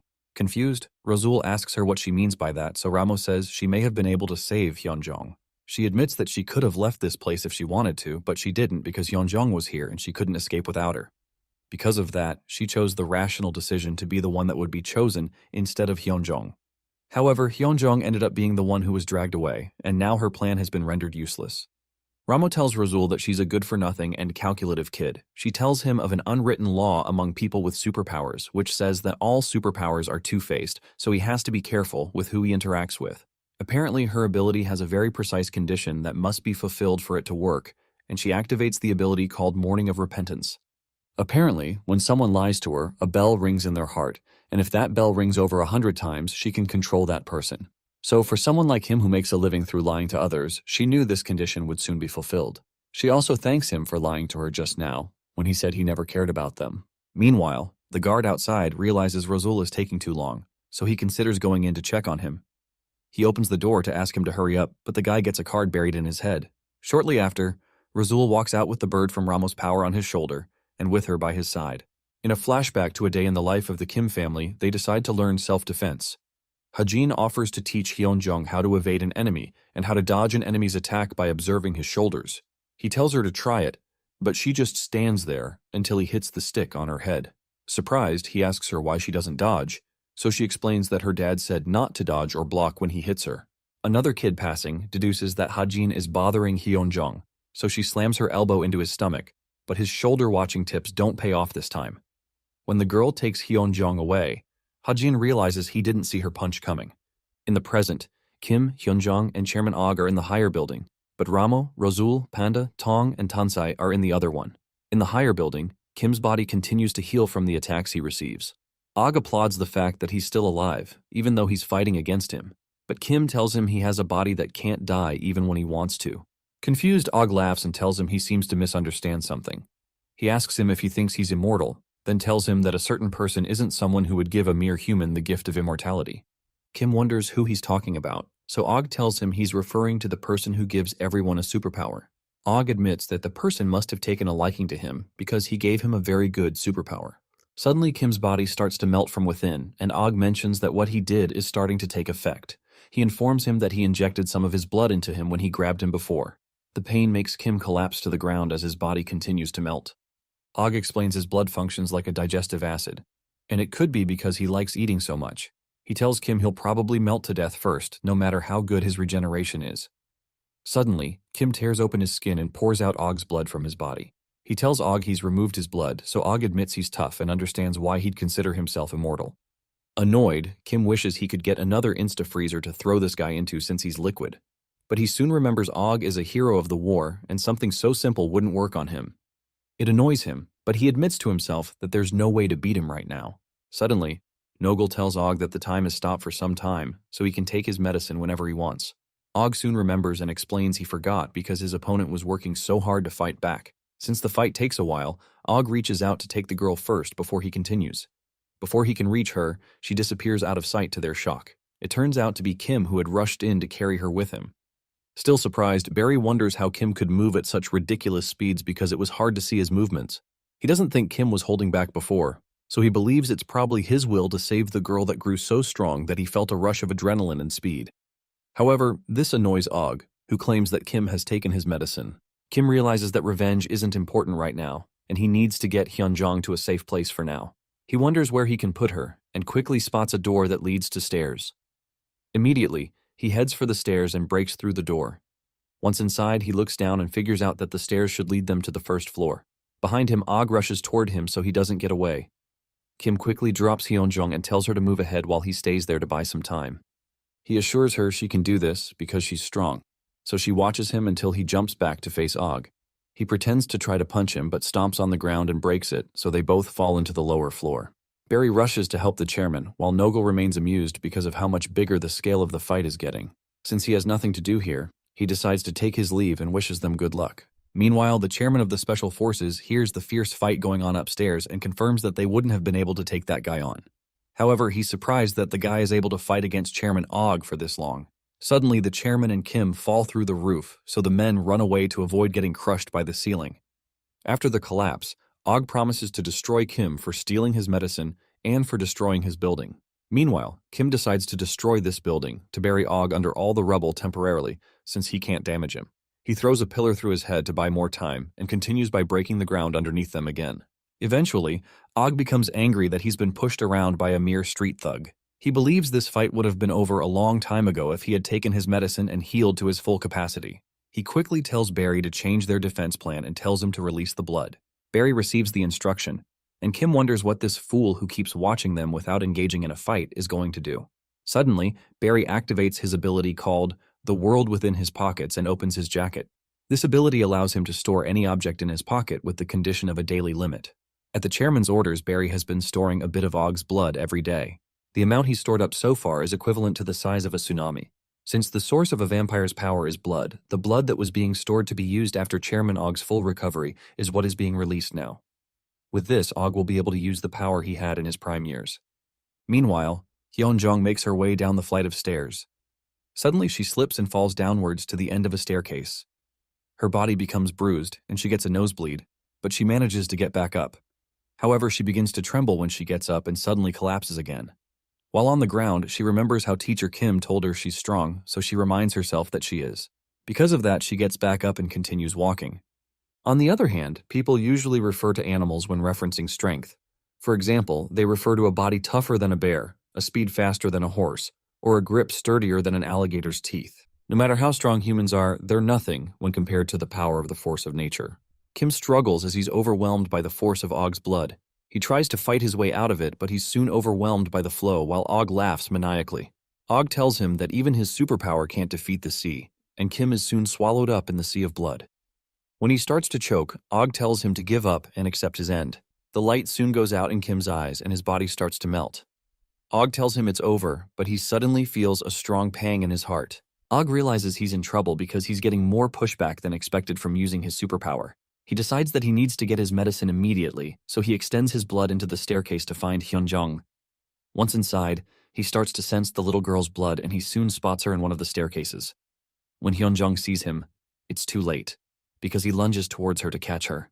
Meanwhile, Kim realizes that Hyunjong is in danger, and he realizes he can't save her because his body is almost entirely disintegrated. He admits that he's not strong enough to defeat Blue Blood on his own. Suddenly, he hears a voice tell him he has to go back because he promised to protect the kids. He sees a man wearing the red mask, reminding him that he promised the principal, and he also promised Soyeon to come back. Surprised, Kim asks him who he is, so the person tells him that he's the author who guides the stories of those who bear this mask. The person explains that this mask can elevate your emotional state, but can also sometimes keep a person from coming to terms with their true emotions. However, he explains that this line can become blurred as Kim's emotions become more and more aggravated. He adds that the fact that he can't remove this mask is proof that he hasn't been true to his emotions. He asks him if he's not angry and if he doesn't care about what happens to the girl, so he asks Kim to let his true emotions burst out. As Og is about to grab the girl, his insides suddenly explode and Kim is released. With eyes full of rage, Kim appears without his mask and declares that he won't lose another one of his children. This annoys Og, who asks him how much stronger he can possibly get. Og knows superpowers aren't like muscles, and as such, using it a lot doesn't make the superpower stronger, but only makes the user more efficient. Although he can increase his strength by taking in more blood, he knows others can't become stronger just by a change of heart, and he wonders who the heck this guy is. Regardless, he tells Kim it doesn't matter if he's gained more strength because he can't stand the power of the sea of his blood. Og determines to consume both Kim and the child, but Kim leaps up and tells him all he needs to do is land one punch.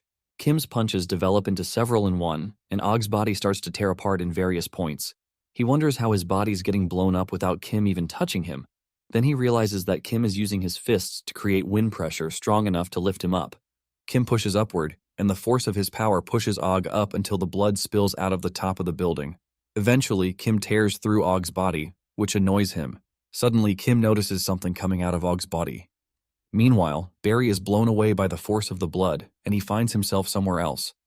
When he looks outside, he realizes that he was thrown all the way to the other building, and he can't believe Kim is able to do this to the chairman. The display of this guy's strength reminds him of another hero named Van Deel of the Titan Hand. If this person is as strong as Van Deel, then that would mean Og is in danger, and he'd have to help him out quickly. However, he wonders if he can really do anything against such an opponent, but suddenly hears a nearby guard scream in pain. Barry realizes there must be enemies in this building too, and he wonders who. As he's about to bring out a weapon, Razul appears and tells him he's the one. Surprised, Barry calms down and asks Razul what happened, so Razul explains that he had to take the guy down because he was a street person disguised as one of them. He asks Barry why he's here and not in the other building, since he was bringing the girl to him, so Barry confesses that the opponent threw him all the way here. Razul jokes about the sound of his crash, then asks if Chairman Og is safe, so Barry tells him that Og is in danger and confesses that it's a good thing they ran into each other. Barry explains that they have to keep this girl hostage so they can buy some time, then Barry asks the girl to follow him. Immediately, Razul throws a card at Barry's head, which shocks him. Somehow, Barry manages to catch the card and he asks him what's going on because he hates surprises. Razul is surprised he caught the card, so Barry tells him he didn't expect him to betray them for no reason. Barry asks if the street people bribed him, but Razul tells him there's another reason. Barry doesn't believe anything can be more important than money to Razul, so he offers to pay him double of whatever the street people offered him. However, Razul attacks him with some other cards and tells him there's another reason. Barry blocks these attacks too and tells Razul that he liked that they could make use of him as long as they paid him well, even though he was from the streets. Annoyed, Barry tells him this is greatly disappointing, then brings out some guns. However, Razul jokes that he doesn't really care if guys like him anyway and dashes towards him with another card. When he launches a few more cards, Barry starts firing. Suddenly, Razul directs some of the cards to attack Barry from the side, but he's good with guns and is able to fire them down. After that, Barry drops the pistols, then charges at Razul with a sword and another pistol. He tells Razul he's the best killer and he's fit to even rival him, but he keeps cutting through Razul's cards as he closes in on him. When he gets close, he fires more shots that Razul blocks, so he jumps over Razul's head and almost stabs his head with the sword. Before he can do that, Razul blocks with his card, but Barry kicks one of his legs. That makes Razul stumble, so Barry tells him that he's currently weaker than he is, since he's lost an arm. Meanwhile, Kim notices the thing that came out of Og's body and guesses that it must be the source of the blood. When he recalls that Og had told him that the one that gives power never gives out immortality and omnipotence, he decides that this thing must be Og's weakness. Immediately he jumps towards it, but Og quickly covers it up with spikes before he can get closer. Regardless, Kim breaks through the spikes and lands a punch at what appears to be his heart. The attack makes Og scream and his blood spills around. Around the building, workers run away so as not to be hit by the rubble when they realize the building is falling apart. Kim soon lands back on the roof and finds a portion of Og's heart there. He notices this part of his heart didn't explode, which intrigues him. Og's form appears out of the clump, then he asks Kim to stop and admits defeat. Kim asks him what that clump was that came out of his body, so Og tells him it's the cancer that's plaguing his body. He explains that it's a side effect that came from overusing his superpower during the war. Even when he turns into his blood vampire form, the cancer doesn't disappear and has grown over time to become this big. Kim notices that he seemed to be in pain when he hit it, so Og explains that the cells that form this tumor are part of his own cells. When this tumor experiences danger, it absorbs his blood to protect itself. Just now, it absorbed and used most of his blood to protect itself from the punch. Og admits that he's been acting like a child recently because of his illness and promises Kim that he won't bother his children again. He begs him to have mercy on him because he's lost. But Kim remembers how he almost eliminated Hyunjong and tells him he's already crossed too many lines. He tells him he should have never laid hands on his children to begin with. Og promises to give him whatever he wants if he spares his life and offers him money and fame. But Kim tells him that he doesn't need it. He jumps towards Og to finish him and assures him he can get whatever he needs with his fist. With one punch, he smashes into Og's body, and Og fades away in painful agony. Meanwhile, Razul hides behind a wall while Barry shoots at him. Barry tells him to surrender and come out because he can't defeat him. He tells him he knows all his tricks, but he can't know all the things he's stored up. When Razul sees Barry has dropped a grenade by his side, he jumps out of the way but gets knocked down by the explosion. Barry closes in on him and explains that his heart card chases his opponent, the club deflects attacks, and the spade cards are for slicing. When Razul directs a diamond card at him, Barry tells him he knows that he uses the diamond card to restrain his opponents when he's in danger. However, Barry quickly blocks the attack with a shield.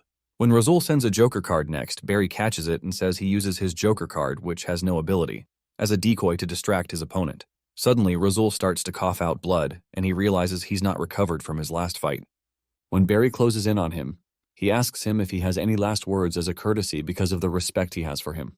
Razul mumbles something inaudible, and when Barry asks him what he's saying, Razul smiles and tells him that everything he told him about the abilities of the cards is a lie.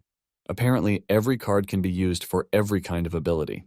Suddenly, the cards Barry blocked come flying towards him, and Barry starts firing again. However, the bullets are deflected off them. Annoyed, Barry opens his jacket and activates his ability to take them all in. However, he suddenly notices that his body can't move, and he notices a card beneath his feet. He wonders when Razul slipped the card under his feet, so Razul reminds Barry that he's the best assassin he knows.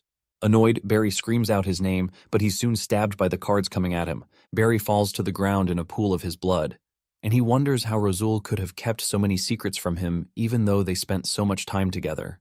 Razul admits that he wouldn't waste his time telling his secrets to a grown man with a beard. He eventually tells Barry he wasn't completely wrong because each card suit does have a designated ability, but he can switch their abilities every 10 seconds. And he lied about that. Barry calls him a bastard but admits that he always liked that about him. Razul walks away and tells Barry that he hopes he's born as a curvy, beautiful woman in his next life. When Razul shows up, Ramo commends his good work, so he asks her if she was just hiding the whole time. She admits that she's weak and would have gotten in his way if she did anything. She also tells him she knew that he'd win. That makes Razul blush because compliments from girls are the best, but Ramo wonders what's wrong with him. When Razul asks her to help him out because he's hurt, she tells him she won't because of what he just said. Suddenly, Rai enters and finds Ramo. The sisters run towards each other in excitement, but Rai jumps to kick Razul in the face instead of hugging Ramo. She quickly drags Ramo away and asks her why she's hanging around with such a dangerous bastard. Ramo tells her sister it's okay because Rosul isn't such a bad person, even though he looks like a pervert. Rai tells her that he tried to unalive her, and when Ramo asks, Rosul admits that he doesn't have any excuse for that. Eventually, Ramo tells Rai that she used her ability on Rosul, so he's an ally now. Suddenly, Panda asks Rosul how he's able to eliminate people since the purple collar around his neck is supposed to prevent that. Rosul says the collar is probably malfunctioning, but admits that he likes that. Panda realizes that Ramo's ability must have caused this, which means it's beyond simple brainwashing, but it's more like the person will carry out whatever she desires. She realizes this ability is top class and might be one of the best in the world. She realizes why Handsome considers these two girls important. Since they're all reunited, Rosul suggests they all get out of here and suggests they go get Hyunjung if she's still alive and escape discreetly. He points out that there's a dangerous guy named Tong here, so Rai mentions that Teacher Panda already took care of Tong. That surprises Rosul because she was weaker than Tong when he fought her, so he wonders if she has some kind of hidden ability. He also wonders if she also tends to hold back and not use 100% of her skills like he usually does. Suddenly, Tansei shows up and admits that he had a big role to play at the end of the fight when they were fighting with Tong. Panda agrees that Tansei helped a lot, so Ramo greets him and believes he's Panda's colleague. However, Rai tells Tansei to cut the crap and accuses him of turning on Tong near the end because he realized that Teacher Panda was winning. She calls him a filthy double crosser, but Tansei insists he was pretending to betray them as part of his bigger plan. Rai calls him a sad excuse of a human and claims he deserves to live out the rest of his life being controlled by Ramo's ability, so Tansei immediately apologizes for his actions even though he doesn't know what Ramo's ability is. Panda notices that cops are surrounding them and mentions that this is the reason she wanted them to be discreet. Meanwhile, Rosul is surprised that Panda is hiding from the cops because he thought she was one. Shortly after, Rai notes that the other building seems to have quieted down and she wonders if Kim was able to save Hyunjung. On the ground, the senior police from before learns that one of his subordinates caught a criminal. It turns out to be Kim, who had turned himself in because he killed Chairman Og. The others are shocked to see it and they wonder why on earth Kim would turn himself in. In a flashback to a short while ago, the being in charge of the Red Mask tells Kim that he surpassed his expectations by defeating 2 Blue Bloods. When he points out that Kim won't be able to hide his presence in the city, Kim says it doesn't matter because this will serve as a warning to everyone else holding his children captive. The being tells Kim that he's a good person despite his methods being aggressive. Because they won't get a chance to meet again, he decides to give him a present and informs him that 2 of his kids are imprisoned in the city's jail. That surprises Kim and he asks him how he knows that, so the guy tells him he's a spirit. Kim asks him to tell him where the other kids are, but the spirit tells him to take things slow because he'll find the other kids eventually. The spirit finds it odd that Kim didn't even make a remark about the fact that he said he's a spirit. The spirit points out that he's surrounded by the police, so he asks him to stay still just in case he can find a clue in jail. Shortly after, Hyunjung gets her bruises bandaged up by Ramo. Ramo assures her that her legs will heal soon if she doesn't push herself, and Tansei finds her bandaging skills quite good. Rai jokes that Ramo is good at everything except fist-fighting, so Tansei retorts that she's better than her older sister who is good at nothing, so Rai contemplates taking his life. Eventually, Rosul asks why the Red Mask guy left the kid here and got himself arrested, so Zipper guesses it might be so they can sneak Hyunjung out safely without drawing attention. Panda replies that she believes he must have gone there because he found the location of the other children. She knows he pays attention to the opinion of others but usually acts on his own when it comes to the subject of his children. Rosul replies that he'll probably be able to save the other children easily since Og is dead now, so he suggests they stay out of it since they've done their part. Suddenly, he asks Panda if she has a boyfriend, which surprises the girls. Ramo uses her powers to make him choke himself, which pleases Rai. Eventually, Panda replies that she knows Kim shouldn't have a problem saving the kids, but she can't just let him handle everything since they're friends. After Ramo lets him go, Rosul asks Panda when people from the slum street and the fashion street got so close. He informs her of the unwritten rule of considering Blue Moon City, the next street, and even one street member's enemies to survive. He adds that Kim was also convicted to the highest degree, so he'll be sent to Crimson Prison, which has the city's toughest security, which means they can't help him. Suddenly, they hear a news report about how Kim has been transferred to the National Police Agency. The reporter mentions that the sad news of Chairman Og's death has caused many citizens to gather together in their grief. Outside the crime scene, the people throw things at Kim, curse him, and call him names. Moments later, he is interrogated by an agent who becomes angry that Kim won't tell him his name or even the name of his accomplice.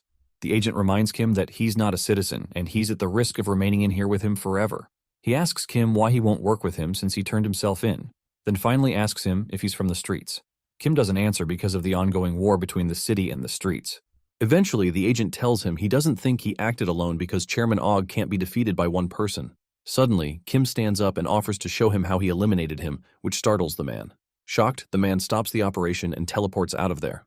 Outside the interrogation room, the investigation team leader named Naspool tells the agent he realizes that the detained person is a dangerous person and is hard to control, so he decides that they'll end the investigation here. When the agent materializes, his subordinate jokes that he survived because of his ability to teleport, but the agent tells him to show some respect. Shortly after, Kim is told that the military will be mobilized if he does anything rash inside the room, so he's told to act properly. Meanwhile, Kim wonders why the guy got so sensitive when he was just trying to scare him a little for looking down on him. Moments later, Detective Aston runs into Naspool telling his men that the direction of this investigation will depend on whether their detainee identifies himself as a street person or not.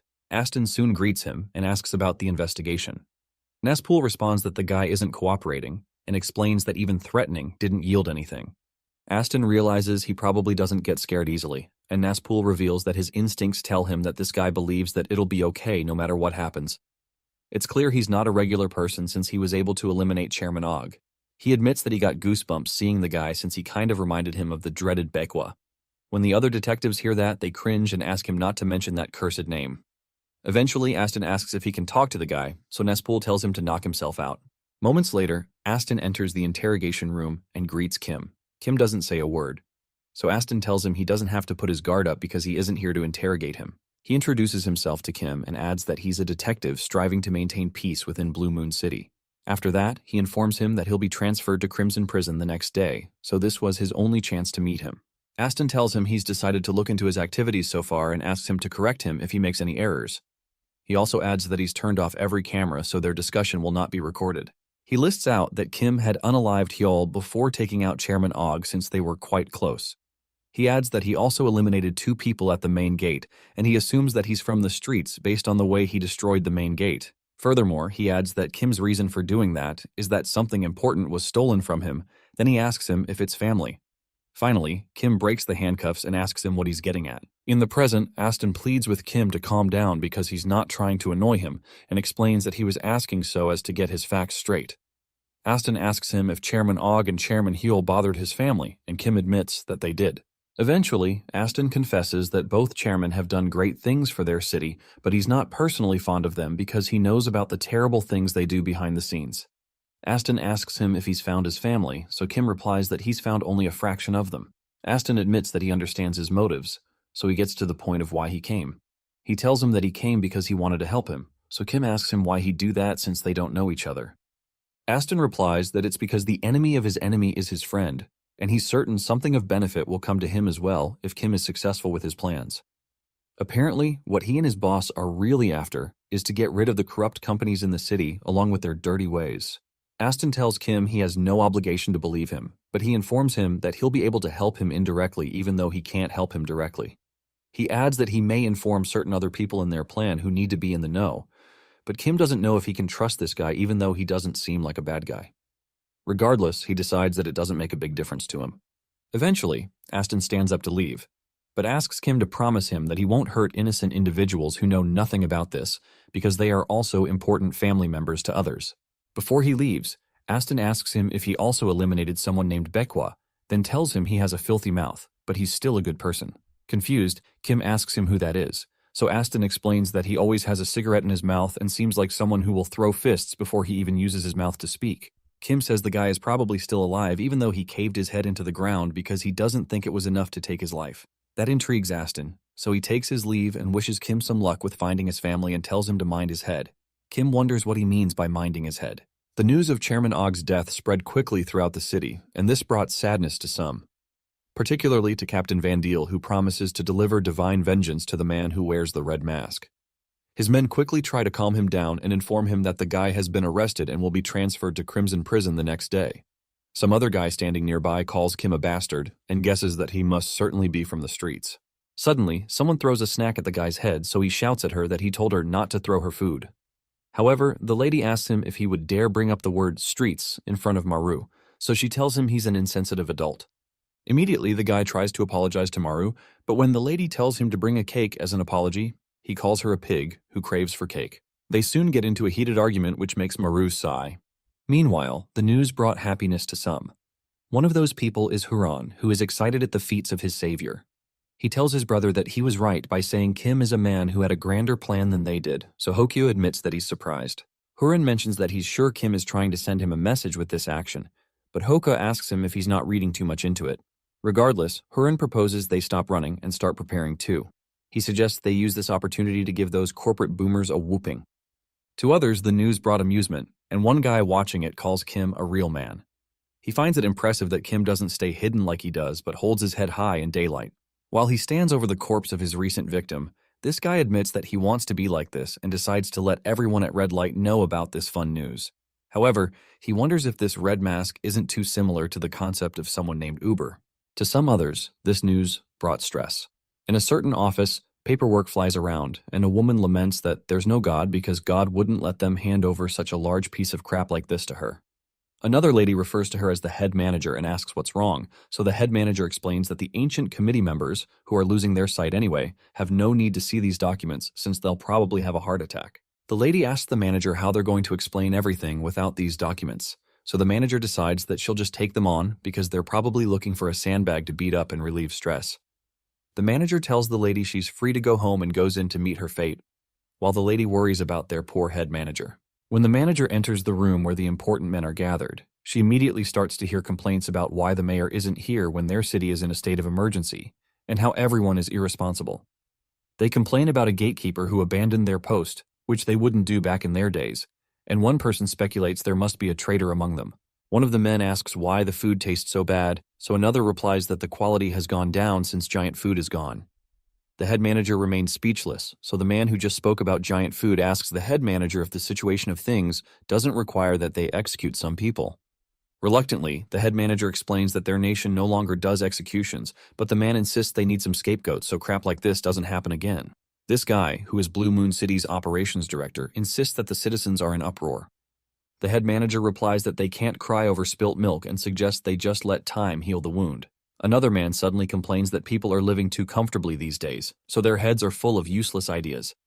He laments that they can lock the criminal up in prison, but he'll probably end up living longer than they will.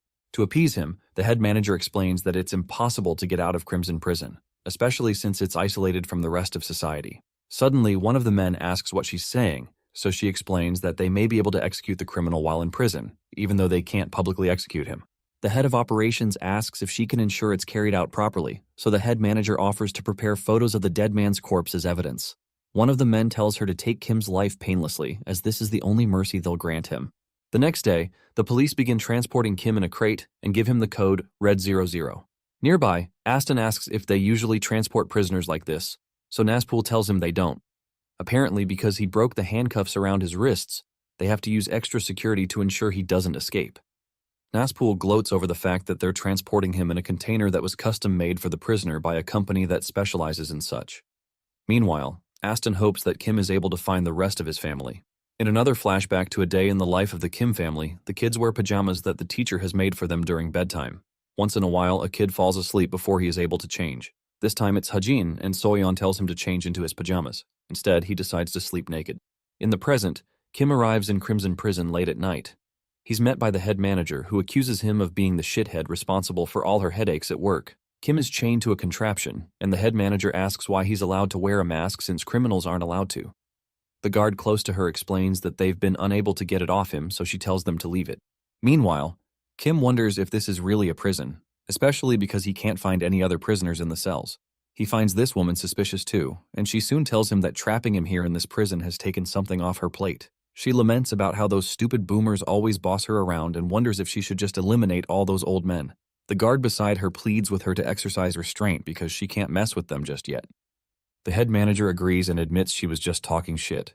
Suddenly, the floor they're standing on goes into the ground and Kim realizes it's acting like an elevator. Eventually, the head manager tells them they're about to forget about the annoying outside world and have some fun. She suddenly takes off her clothes and excitedly states that she's about to enter her own world. They go down into a dark place where people chant the name Lucy.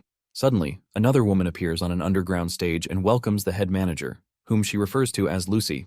Nearby, another man starts to play the violin, and some puppet spoons show up to give Lucy a welcome display. They're soon put in the limelight, and Lucy appears to receive the praise of the crowd with Kim and the guard behind her. Lucy thanks the crowd for their patience and asks them if they've been enjoying Lucyland so far. All their excitement touches her, so she asks them to scream if they're enjoying it, and droves of people wearing masks and holding lights scream in response. Kim wonders what on earth is going on, and realizes this lady is more messed up than Hyul. Lucy explains that Lucy Land is a place full of happiness and fun, but a brief interruption is soon made to inform everyone to put on their masks because only Lucy and the disgraceful criminal are allowed to show their bare faces. For their verified visitors who were allowed admission into Lucy Land, they have games that include roulette, blackjack, poker, and several others, with free room and lodging included. After that, the ads come up, and they're told that they must place their bets on a token if they want to gamble. Apparently, each living criminal is referred to as a token, and the minimum bet is $100,000 per token. One of the prisoners begs for help while the guard points a gun at his head, but the guard just explains that they won't be held responsible for any lost, broken, or disqualified tokens. They're also told the requirements and price to place bets can change at their discretion, with no refunds provided. The game soon starts, and a wheel is turned, which eventually lands on the number 21. One of the prisoners is relieved that he's safe while the guy next to him screams in horror. Immediately, the guard opens fire on the guy who screamed and wastes him. When that's done, the visitors are told that they don't reuse tokens and that what happens in Lucy Land must stay in Lucy Land. Apart from that, the winner who has the winning number gets an immediate cash prize. Lucy tells them not to worry that people are being eliminated because all the criminals used as tokens are either street people or criminals who have committed acts of sin. She soon approaches Kim and notes that he won't be unalived so easily. She decides to make him her greatest showpiece since she's the one who eliminated Chairman Og. She climbs on him and confesses that she's getting excited just thinking about it. Suddenly, Kim tells her he has a question, so she asks him what kind of question. Suddenly, a puppet appears to give her answers to possible questions, which include the fact that she likes women more than men she has no intention of letting him live, and her favorite food being pasta.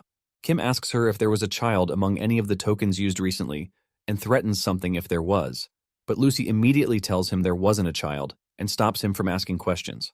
Kim is confused, so Lucy tells him talking to her is a privilege, and the others there chime in to tell him to shut up. After that, she tells him goodbye, and Kim is dragged into a deeper level of the underground bunker. Meanwhile, in the Lucyland basement area, two guards notice it's getting noisy above and figure that they'll probably start slaughtering criminals again, which is fun. One of the guards tells the criminals working there to keep coming if they don't also want to become tokens. The men work in the mines, and Hajin does some digging nearby. He complains that these foolish men won't even let them take breaks, so he asks an old man next to him if prisons are always this messy. The old man tells him they didn't used to be, and explains that Crimson Prison used to be a labor house that captured rebels were sent to. In the past, it functioned like other labor houses, but after Hazel became the manager, everything changed. Apparently, this place is now a labor house and prison in name, but she's made this top secret by law, so no one can investigate. She can also capture people at the request of her friends, or if she simply doesn't like the person. Crimson Prison's warden is Hazel, but her real name is Lucy. She's a blue blood who secretly runs this perverse casino. Apparently, she's the granddaughter of a dead blue blood named Lucard, but she hid her true identity and was able to become a warden. The man explains that he was captured because he ran a competing business in the same industry as Lucard. Even though Lucard was more successful than he was, Lucy put him here regardless. The man explains that he doesn't know how a devil like Lucy shares the same blood with Lucard, who at least had some honor. The old man asks Hajin how he got here, and Hajin hesitates before he explains. In another flashback to a day in the life of the Kim family, Hajin is seen to always be sleepy. He usually sleeps during class, meals, and even at night too. On a certain night, Kim goes to check on him and finds him sleeping, but he suddenly wakes up when Kim leaves. In a flashback, Hajin curses at the men who kidnapped them for shooting him with a tranquilizer while he wasn't looking. Another kid asks Maru if he knows why they kidnapped them, but Maru doesn't give any answer. Suddenly, a man tells the kid to be silent and immobile because the honorable blue bloods have arrived. In front of the kids, some important people take their seats. They include Barry, Van Deel, Hyul, Nogel, Hazel, and a woman named W from a company called New Galaxy. Even though Hyul is the one hosting them, he realizes he's never seen such a large group of kids at once, and he worries that he might get in trouble for this. Meanwhile, Nogel tells Barry that Hyunjong is who they need. Van Deel tells Lucy that it's been a while, but she tells him that she's Hazel right now. Van laughs because she has a strict disposition just like Lucard and asks them where someone named Prodon is.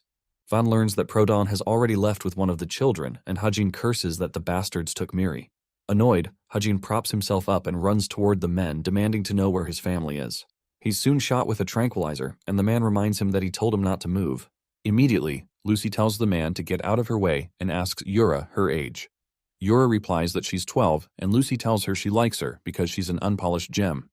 Lucy immediately carries her, but Yura tells her to let her go. Eventually, Vandeel picks Maru, so W picks the kid with the fast legs. Since Hyunjong belongs to Chairman Og, Nogel picks the 2 other children who are left. After taking his pick, Vandeel commends Hyul for doing a good job by hosting this. Hyul appreciates the praise, but admits that it's all thanks to Nogel and this fellow from an organization called Monkey Punch. Vandeel is intrigued by that and tells the man he's brave, but someone named Skull will kill him if he finds out. The man takes it as advice and promises to be careful. As Van heads out, Hyul tells Barry to send his regards to Chairman Og, and Barry reluctantly agrees to. When they leave, Nogel asks Hyul if he and Barry are still awkward, so Hyul gloats that it's because Chairman Og likes him better even though Barry devotes his entire life to Og. Nogel points out that Barry is an employee while Hyul is a friend, so he surmises that Barry's more emotional than he thought. When Nogel leaves, Hyul bows and tells him to take care, but Nogel tells him he doesn't have to be so formal because he's been disqualified as a blue blood. However, Hyul states that once one is blue blood, they're always a blue blood. Suddenly, Hazel returns, but this time as Lucy. Hyul refers to Lucy as sweetheart, and Lucy tells Hajin to consider himself lucky because she has graciously chosen him. In the present, the old man in the mines finds it terrible that blue bloods now bit off children. When the man asks how Hajin is able to remember all that since he was tranquilized, Hajin explains that his ears don't sleep even when he does. The man eventually tells him that the citizens won't believe him, even if he were to tell them about the blue bloods. Apparently, blue bloods are considered the city's most honorable heroes, and the man admits he wouldn't have believed it if he wasn't held captive here too. The man talks about Yura, whom Hajin had also said is here. The man says Yura must be in a better place than them because Lucy likes young kids. Hajin finds that hard to believe because he's also here, so the man clarifies that Lucy likes young girls. Eventually, the man assures Hajin that he won't be used as a token as long as he keeps quiet and obeys orders. However, Hajin thinks about escaping once he can find Yura. Suddenly, the old man reminds him that he told him to keep quiet and follow orders, so Hajin wonders how he heard his thought and asks if he has superpowers. However, the man just clarifies that he's pretty old and knows what a kid is thinking. He adds that even the hardest criminals can't escape Lucy Land because the security of the prison is insane. The man explains that it's impossible unless he's unexplainably strong. Regardless, Hajin tells him to watch as he breaks Yura out of here. Meanwhile, Lucy receives some tea from a talking teapot. She becomes angry and tells the teapot to also give her lover some tea too, so the teapot starts to blush and confesses that she's shy because Lucy's lover is her type. Lucy admits that her lover is their ideal type, but she mentions that they need to be perfect. The teapot reluctantly agrees, then gives Yura some tea also while she's strung to some puppet strings. From Yura's eyes, it seems like life has been sucked out of her. In another flashback to a day in the life of the Kim family, the principal is suddenly stopped by someone. It turns out to be Hajin along with some dangerous-looking men, and Hajin asks him what he's holding in his territory. Hajin tells him to drop half of what he has as a toll fee, and the principal finds it amazing that a kid is leading these men. He finds that amazing, but still whoops their behinds, and he names the boy Hajin. While the principal carries him away, Hajin wonders how this oldie is this strong. The principal tells the others that they've grown up and tells them to go earn an honest living by themselves. In the present, Kim is asked if he has any last words. Kim finds the whole thing more like a show than a punishment, and he's approached by dolls on every side. Lucy soon appears with Yura on her leg. Then she reminds him that he's going to be the star of her biggest show. She explains that the audience are seriously craving to see the person who eliminated a famous blue blood hero. Lucy asks him to show them his beautiful screams of pain to satisfy their cravings, and the men around him soon open fire on him. Lucy remembers that her father always told her that one had to be perfect to lead the city as a blue blood. She remembers following her grandfather's teachings, and it felt like they controlled her every day in order to train her to be perfect. After some time, her grandfather Lucard passes away suddenly, and Lucy felt freedom for the first time. The life of freedom eventually became painful because she felt lost and meaningless because all the guideposts she's been following for life were suddenly gone. She didn't know where to go, what to do, or who to ask. All of a sudden, she realized that a controlled life is a perfect life. Because of that, she decided to split her identity into 2 people, Lucy and Hazel, who would serve to control each other. It was at that point she believed she became a perfect being. She believes blue bloods were just born into the right generation and got lucky. She believes W is a fanatic who believes in a ridiculous god, and the only person she can relate to is Hyul, since they were raised similarly. She considers herself different because she didn't ride on her grandfather's success, but got her success with her own skills. She considers it her destiny to lead the pitiful citizens and believes this was the perfection that her grandpa always longed for. Unexpectedly, someone appears before her that disrupts her perfect life, and that person is the person in the red mask. In the present, she wonders why Kim isn't dying after they've tried fire, electricity, bullets, bombs, and everything else on him. At this point, his body isn't even scratched, so she realizes there's a problem. Meanwhile, Yura spots the man in the mask and refers to him as someone called Redman. Meanwhile, Kim realizes that bullets stopped penetrating him after his fight with Og. His body has gotten so strong that he doesn't even need to regenerate. Suddenly, he wonders why things have gone quiet and tells Lucy he's coming for her if she's run out of ways to eliminate him. With one punch, he breaks open the door of the place he's trapped in, and the puppets around Lucy lament that they're in a bind. Annoyed, Lucy tells them to go stop him, so they rush to do that. Kim wonders how dolls are supposed to stop him. So two skeletons who work as Lucy Land Court Judge and Supreme Judge appear over Kim to tell him he must be punished for disrupting the order of Lucy Land. The dolls all attack to protect Lucy, but Lucy snickers at that since she's just using them to buy time. She decides that it's time to use a special doll. Apparently, even after being warned by the mayor of the city, Professor Nogel continued human experimentations, some of which yield Woodcutter and his companion.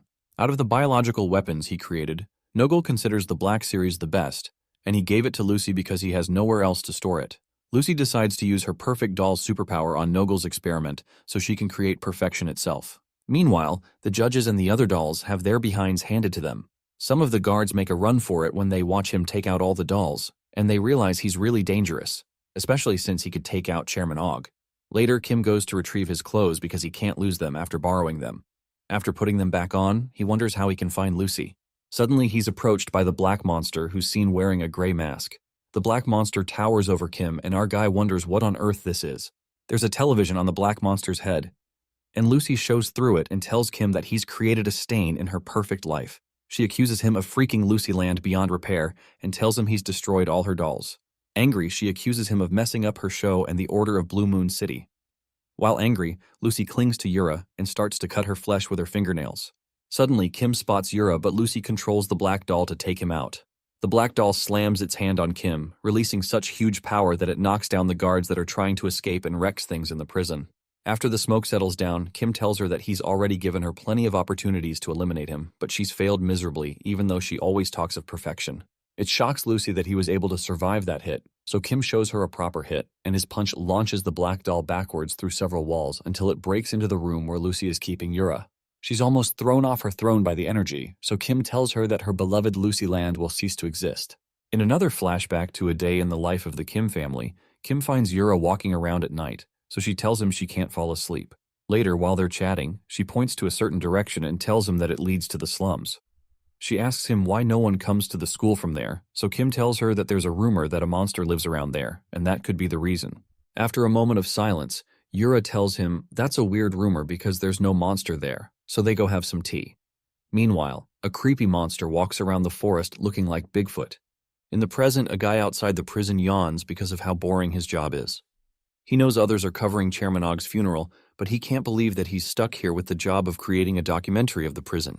Suddenly, a car rushes past him, and the guards on the wall open fire on the car. The bullets seem not to penetrate the car because of an energy shield around it, and the car somehow passes through the wall without breaking it. After they pass through, Panda and Rosul rush into the prison, and she notices that something must be going on inside because there are few guards outside. She tells Tansai to take care of the entrance while they break in. Inside the car, Tansai sweats bullets, and he can't believe he's breaking into a prison as a policeman, and he considers himself a dead man. Inside the car, Rai, who seems to be the one generating the shield around the car, tells him to stop complaining, and they get into another argument.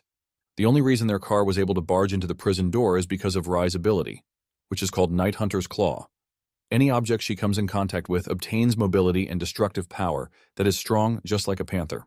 However, the scope of her ability is limited to the exterior of the object, and the worst part is that she becomes extremely sleepy when she uses the power, so she's unable to use it for very long. She suddenly starts to drool, so Tansei tells her to wake up so they don't end up dead. Meanwhile, the cameraman outside starts to record intently. Inside the prison mines, the prisoners wonder if there's an earthquake going on because of the tremors they're feeling. One of the guards scares them by shooting upwards and warns them to keep working, then threatens to make them tokens if they leave. Suddenly, the guard is hit in the back of the head by someone who turns out to be Yura. Surprised, Hajin calls out to her and she tells him that she's here to save him. When he notices she's hurt, he becomes angry and asks if Lucy did this to her. Suddenly, the guard stands up and curses at Hajin for daring to say the name of a blue blood. He tells Yura that she's being taken care of by Miss Lucy, so the guard starts firing and refuses to spare her. When he starts firing, Hajin corners Yura to block the bullets, and he transforms into a wolf and slams the guy into the wall. After grabbing the man, Hajin calls him a pompous bastard and warns him to watch where he points his gun. Surprised, Yura worries about Hajin's body, so he tells her not to worry because it's just his superpowers. When he picks her up, he asks why she'd put herself in danger like this when she doesn't even have superpowers. But Yura reminds him that they're family and she wanted to help. As they are about to leave, the old man warns them that Lucy Land is like a maze and they need to move carefully. But Yura informs him that there's no need to worry because the building has started to crumble since the Red Man and Lucy fought. She tells everyone to leave because this is their chance to escape, and the old man can't believe that the guy in the red mask is still alive. Meanwhile, Kim's hand is ripped off.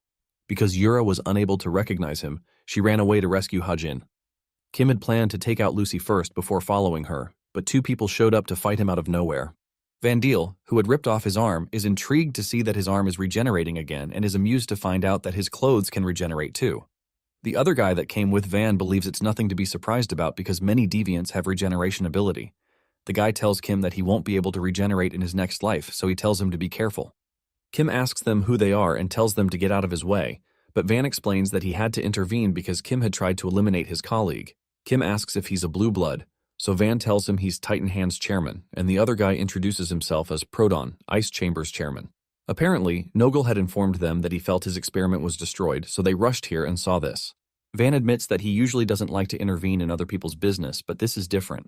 He calls Kim a criminal who has disrupted the peace of their city and says he has to be punished immediately. Realizing he's outnumbered, Kim realizes he's in a bad spot and he hadn't been expecting this. Van points out that he's been enjoying until now because he's been having fun destroying people who are vital for the city. He clarifies that Hyol and Lucy aren't fighters, and Og was at a disadvantage because he was sick. He tells him that they're not like those he fought before, because they're experienced fighters, and they're still in their prime. Van calls him a filthy criminal, and tells him that he will purge him himself since he's the greatest among the Blue Bloods. He assures him that this will be his last battle. In another flashback to a day in the life of the Kim family, Hajin tells some men that they're on his mountain and asks them if they haven't heard the rumors. He threatens to tear off their legs and eat them to stop them from coming here, so the men beg to be spared and promise that they won't come again. Later that day, Hajin returns home and is certain that people will probably stop coming there for now, so he decides to go to sleep. Suddenly, he runs into Soyeon, who screams in horror. When Kim shows up, he asks her if she had another nightmare and comforts her while Hyunjong watches. In the present, Kim calls Van a bastard and tells him not to speak, as if he understands the situation. Van tells him he understands perfectly and adds that the children they took, even though through kidnapping, were given the opportunity to live a life with meaning. Kim points out that one of the kids was going to be used as medicine, while the other would be used as a doll, and that's nothing like a good opportunity. He tells Van that he calls himself a hero of the city, but he acts so depraved. Proton asks him if he considers himself righteous, especially since many innocent citizens of this city are suffering as a consequence of his actions. Proton tells him he's not some misunderstood hero, but Van tells Proton to stop with the lecture because he has no intention of returning Maru to Kim.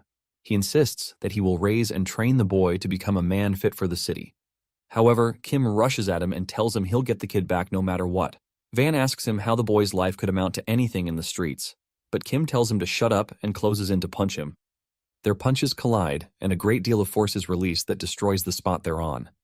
Proton notices the amount of power that's released, even considering the fact that their fists didn't touch.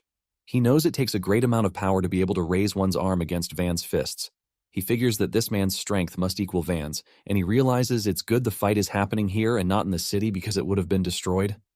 Van acknowledges that Kim's strength is what gave him the edge over Og, but he promises to destroy his strength. Suddenly, Van multiplies his punches at once, but Kim blocks them. Meanwhile, the cameraman outside keeps covering the scene in front of him, and he's certain that their broadcast will be a hit. Suddenly, a huge explosion happens that knocks him to the ground. Out of nowhere, a huge hole appears in the ground. It turns out to be from the violent force of Kim's fight with Van. Van punches Kim, but he dodges it. Regardless, Kim realizes his opponent is strong because his skin got ripped off, even though he dodged the attack. He realizes he can't keep taking hits from this man, even though his body is strong. Suddenly, Proton leaps in to join the fight, and he tries to slash Kim with his ice sword, but our boy quickly dodges it. It amuses Proton that he dodged that, but he snaps his fingers, and Kim is trapped in ice. While frozen, our guy realizes this isn't an ability he can dodge, and Proton tells him that he used his ability to create fridges and insta-freezers for their city. As Proton is about to slash the ice and attack him, Kim breaks through the ice with sheer force and diverts the slash that Proton sent his way with his hands. He pushes the slash up, shocking the reporter standing outside, who doesn't understand how the ground suddenly got slashed in half. Proton realizes Kim is talented and is adapting quickly even though he is clearly an inexperienced fighter. Suddenly, Van closes in on Kim and lands a punch. Kim quickly tries to punch it, but his arm explodes from the contact because his strength wasn't enough. As if that's not enough, Proton throws his ice spear into his back and pins him to a wall. After freezing his internals and broken hands, Proton tells him the ice inside him should slow down his regeneration. He tells Kim he won't be the first person with regenerative abilities he's met.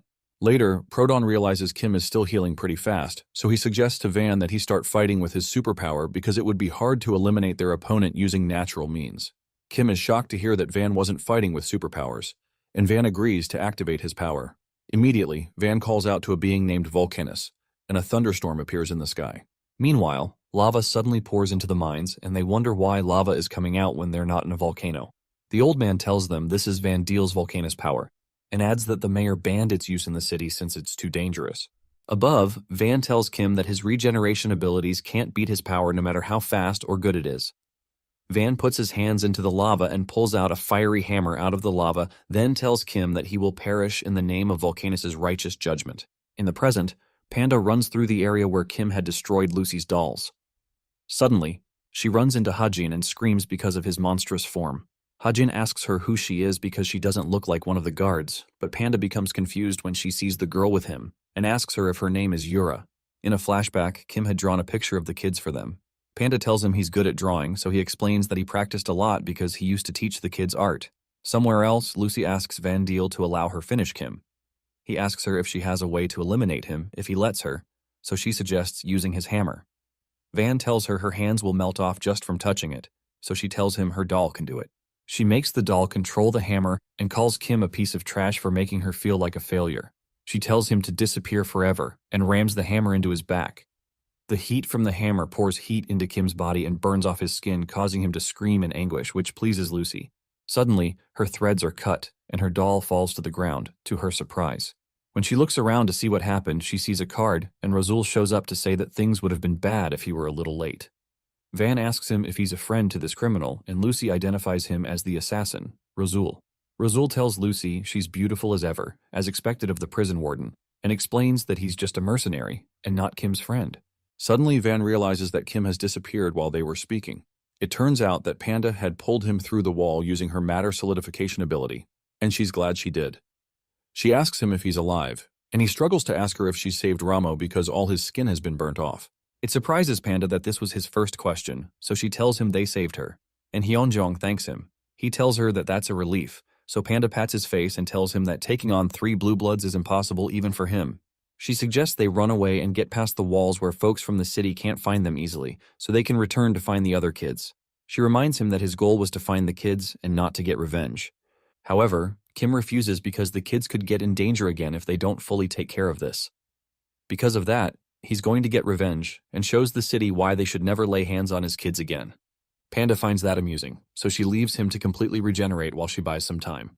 Kim tells her she has no reason to fight for the kids, so she tells him she's not fighting for the kids, but for him. He looks at her speechless and doesn't say anything. Meanwhile, Razul laughs and realizes he's cooked because he's been able to get the attention of these big guys, but he doesn't know what to do now. Suddenly, Proton spots Panda stepping in and tells her she has returned to them, referring to her as whites. Panda finds it amusing that he recognized her immediately, unlike Shamin. So Proton tells her not to compare him to that young man because he recognizes his own underling. He mentions that her look and aura have changed, so she tells him she's a different person and goes by the name Panda now. Proton asks her if she's cutting ties with him by throwing away her past name, then prepares another ice spear, but she tells him the ties were already cut when she quit. Panda immediately tells Razul to handle Lucy while she handles the rest. Van notes that Proton knows Panda, but he asks him if he can get rid of her. Proton tells him to be careful because she's not strong, but he's never been able to defeat her. Proton immediately directs an ice attack at her, but Panda easily diverts his attack, which surprises Van. He doesn't know her ability, but he decides to get rid of her quickly so she doesn't cause problems later on. He dashes towards her with his hammer and gets in front of her in a moment, but Panda kicks him in the chest using her matter solidification ability. Van is surprised she reacted so quickly to his speed, but he soon figures that she must have been able to react because she was already expecting it. He figures that she must have good foresight, but it's useless since her kick was extremely weak. He brings down his hammer on her, so Panda realizes she's cooked, but Kim launches a punch at Van out of nowhere. The punch sends the big guy flying, and Panda is surprised to see Kim because he hasn't fully recovered yet. However, he tells her it's okay. He notes that Lucy and Rosul are evenly matched, so it's now a fair 2 versus 2 match on their side too. Suddenly, Van cries out in pain when he realizes that he's spilling blood for the first time. He promises Kim that he'll give him a painful death, but Kim tells him he was just about to say the same thing. Proton leaps in with his ice spear and launches it at Panda and freezes her on the spot. However, she melts the middle and walks out of them, reminding him that he knows that ice won't work on her. He agrees but generates an ice sword attack that he knows will be hard to handle. Panda jokes that he's mean, and Proton realizes she's intentionally standing near Van so she can restrict his attack range. Looking at his expression, Panda also realizes he's figured out her strategy. Meanwhile, Kim and Van keep fighting with all their might. Van swings at him with his hammer, but Panda kicks Kim's leg, forcing him to dodge the attack. After that, Kim punches Van in the chin, causing him to bleed again. Van becomes irritated that Kim could dodge his attack, but Proton realizes that Kim doesn't have the sense to dodge at that time. He knows he's strong, but stiff. But Panda is working with him to cover that flaw. Panda and Kim go at him again, hitting Van at once, and he bleeds out of his mouth. This annoys Van, so he pours out fire on them with his hammer. The fire burns everything in front of him, but Kim blocks the attack with his hands and only takes damage to his clothing. When the smoke clears up, he wonders how he was able to block such an attack without taking damage, and Van wonders the same. So Panda tells Kim that she uses her ability to increase his body's durability. Suddenly, Kim realizes he can't move his body, so Panda apologizes that she might have increased his durability so much that he's frozen solid. Van's face becomes completely sour, and Proton realizes that he's lived a life of constantly winning and practically led the war to victory. This is the first time he's getting an injury, and now he's losing the fight, and Proton guesses things are just as the same as when they first came to help Lucy. Meanwhile, Rosul teases Lucy by telling her she's lasting longer than he thought, and commends her strong fighting spirit. She tells him to shut up and calls him an armless imbecile, but Rosul playfully tells her she'll be the one who's headless soon. Proton realizes the situation isn't good right now, and Van is surprised when he drops to one knee due to weakness. Meanwhile, Kim thanks Panda for her ability because she can hit Van harder than he could before. Suddenly, Proton tells Van that he can't beat Kim alone, so they have to work together. Van finds that appalling and repeats that he's the hero who defeated 10,000 enemies in the war on his own. He finds it insulting that Proton would say he can't defeat just 2 people, then raises his scorching hammer and declares that these 2 will be destroyed along with this place. As he releases the fire, Kim tells him to wait because Yura and Hajin are in this basement, but Vaughn doesn't listen. Suddenly, Hajin grabs Vaughn in his mouth, causing him to lose balance. Hajin recognizes him again and tells him he's dishing out revenge for kidnapping his family. Outside the prison, the getaway car keeps waiting, but fire suddenly bursts forth out of the ground from Van's hammer and knocks the car on its side. Kim is surprised at the appearance of the beast, and Van punches Hajin in the mouth, wondering where it came from. Vaughn asks him how he dare get in his way and knocks him on his back. When the animal turns back into Hajin, Kim is shocked, and Van realizes he's seen this kid before. However, he doesn't realize he just punched one of Kim's children, so Kim rushes at him with great wrath in his eye for hurting the boy. Van realizes it's one of his kids and tells Kim he doesn't care because the boy is a criminal for getting in his way. Van swings his hammer at him, but Kim punches the hammer, causing a release of great energy. The energy breaks the hammerhead, but it burns Kim's torso and head off. Van is surprised at what has happened to his volcanous hammer, but Kim continues by punching him in the gut, causing the big guy to bleed. Kim admits that he won't pretend to be righteous as someone who has eliminated people, but he tells Van that if he's what's considered righteous in this society, he'd happily become the worst evil he's ever seen. With fierce anger, Kim punches Van and breaks through his armor, pushing his hands through into his back. This surprises Proton and Panda, but Kim tells Van he'd destroy the world again and again if it's filled with people like Van. The others turn to look in surprise, and Rosul admits that he can't believe that he fought against a monster like Kim, and considers it a miracle that he only lost one arm in the fight. Suddenly, Rosul notices Lucy's doll almost falls on him and realizes she's making a run for it. Proton realizes that Lucy is running away pathetically and wonders where she's running to in a crumbling building. He soon brings out a phone and makes a call to inform someone that they're done there. Proton tells the person that the Blue Bloods have lost. Meanwhile, the guy who helped Hyol kidnap the kids gets summoned by his boss, the chairman of the Blue Blood Monkey Punch, Skull. Skull tells him to sit, and when he doesn't drink the tea at the table, Skull asks if he thinks he put poison into it. The guy fidgets but replies that he doesn't think so Skull asks him if he's having fun being secretly buddies with powerful figures. Confused, the guy asks Skull what he means, so Skull tells him he heard he kidnapped kids from beyond the wall. He tells him that he did what the mayor hates most, then asks if his head is filled with disgusting mush instead of a brain. Skull asks him why he'd do something so stupid, so the guy says he doesn't understand. Eventually, Skull asks him if the committee members are involved as well. Meanwhile, the members of the committee that gave Lucy the order meet again and start to complain about the time they've been waiting for the Blue Bloods, who asked them to gather. Suddenly, someone tells them that the Blue Bloods won't be coming. The head of operations asks the two people who just entered who they are, so Huron tells them that they're the R Construction Brothers. A member of the committee mentions that they're on the blacklist but look alive and well, then another asks if they're the ones who asked to gather here. Huron tells them that it was actually Skull who called them to gather here, and it surprises the men because it's the first time that Skull has requested an audience with them. They wonder why, so Huron points a gun at them and tells them it's so they can clean up the garbage. Shocked, the head of operations asks Huron what he's doing, and another asks him if he's not scared of what Van Deal would do to him. However, Huron tells them he can't be scared of someone who's no longer with them, then says he's also doing this because Skull instructed them to. He immediately opens fire on the men. Meanwhile, in Skull's office, the man stutters, so Skull tells him it doesn't matter because he was planning to get rid of the committee soon anyway. He mentions that a lot of people out there must hate the committee members because they're the ones who created the blacklist, so he decides to focus on what kind of punishment to give this guy. The guy realizes he's cooked, so he dashes for the door, wondering how Skull found out because he was careful not to leak any info. Immediately, Skull jumps into the air and stomps him into the ground. He tells the guy that he wasn't going to eliminate him, but he's now pissed off because he tried to run away. At the prison, Panda checks on Hajin, and when Kim asks, she tells him that the boy just fainted and has no serious injuries. Moments later, Van stumbles up and tells Kim that the fight is not yet over. He insists that he hasn't lost yet and can't accept this result, then claims that this is just another hurdle for him to overcome as a hero. Van tells Prodon to come help him, but Prodon tells him he's as selfish as always. Van tells Prodon to assist him to attack this guy like when they first arrived or target the little kid for leverage so as to enact justice. But Prodon slashes him in half using his ice sword. Prodon tells him he's never seen a loser run his mouth so much even after losing, and Van can't believe his eyes. Prodon tells Van that the justice he keeps talking about is perverse, then greets him farewell as he falls. Because they weren't close, he tells Van that he doesn't wish him happiness in his next life. Kim is shocked, and so is Panda. Meanwhile, Rosul runs after Lucy and wonders how she can run so fast on heels. Lucy despises him but hopes to get outside because she's certain she'll be able to escape there. Suddenly, someone corners her and asks if she's in a tight situation. It turns out to be Bekwa, which shocks Lucy. So she tells him she thought he abandoned his post.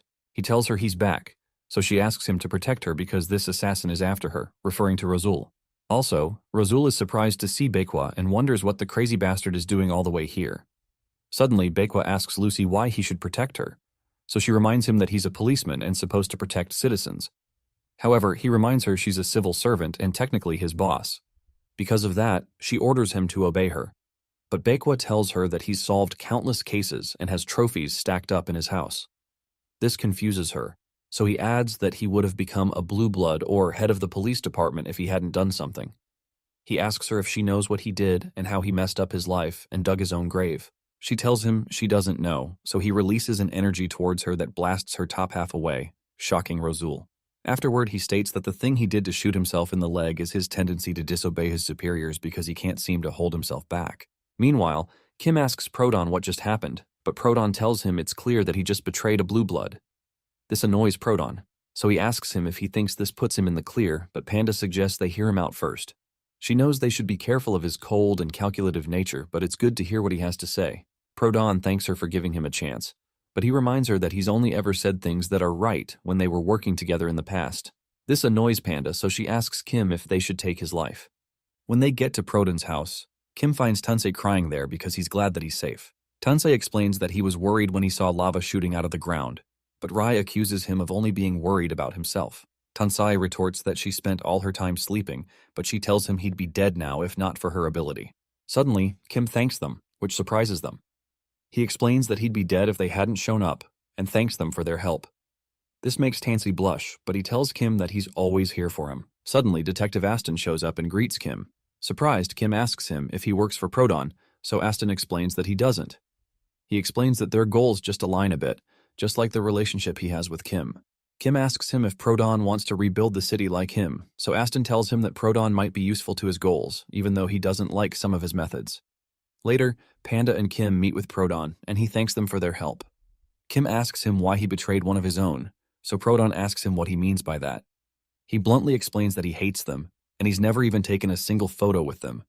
He adds that he would have given up being a blue blood if it were possible. Apparently, the mayor placed him among them and asked him to keep them in check because of their personalities. Kim tells Prodon he shouldn't have lent his strength to them in the first place, so Prodon explains that strengths and morals aren't always equal in a person. He adds that the mayor did what he thought was best. He explains that he knows the blue bloods crossed a line this time, especially since the mayor cares about the well-being of every child, even those from the streets. Suddenly, Panda mentions that she knows the mayor is a person shrouded in mystery, but she confesses that it was not the image she had of him. Regardless, Prodon tells her that he's never personally met a man who's more pure in heart than the mayor. He knows that the mayor would come back to the city in an instant to fix things if he could. Intrigued, Kim asks where the mayor is, so Prodon says the mayor is somewhere beyond the city and the streets. Apparently, it's because of him that the streets aren't completely destroyed for now.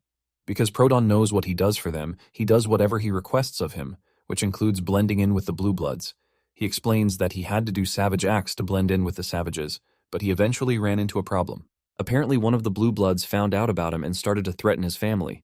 Because he hates them, he planned to eliminate them all instead of searching for who it was, but Kim showed up first and did the job. However, Kim points out that he was still an accomplice in kidnapping the children, so Prodon tells him that he did what he had to do. He also adds that he did not thank him for defeating Van, but he thanked him for looking after his beloved granddaughter. To Kim's surprise, one of the girls named Miri appears. Miri greets teacher Kim and Panda, referring to her as Aunt Whites, her original name. Prodon explains that this girl is his granddaughter, Reneza, and she stayed at their school. Kim is confused, so Miri apologizes and says she's deeply sorry. Kim asks her what's going on, so Panda brings it up that she had a feeling about this when she noticed that one of the girls from his drawings resembled Reneza.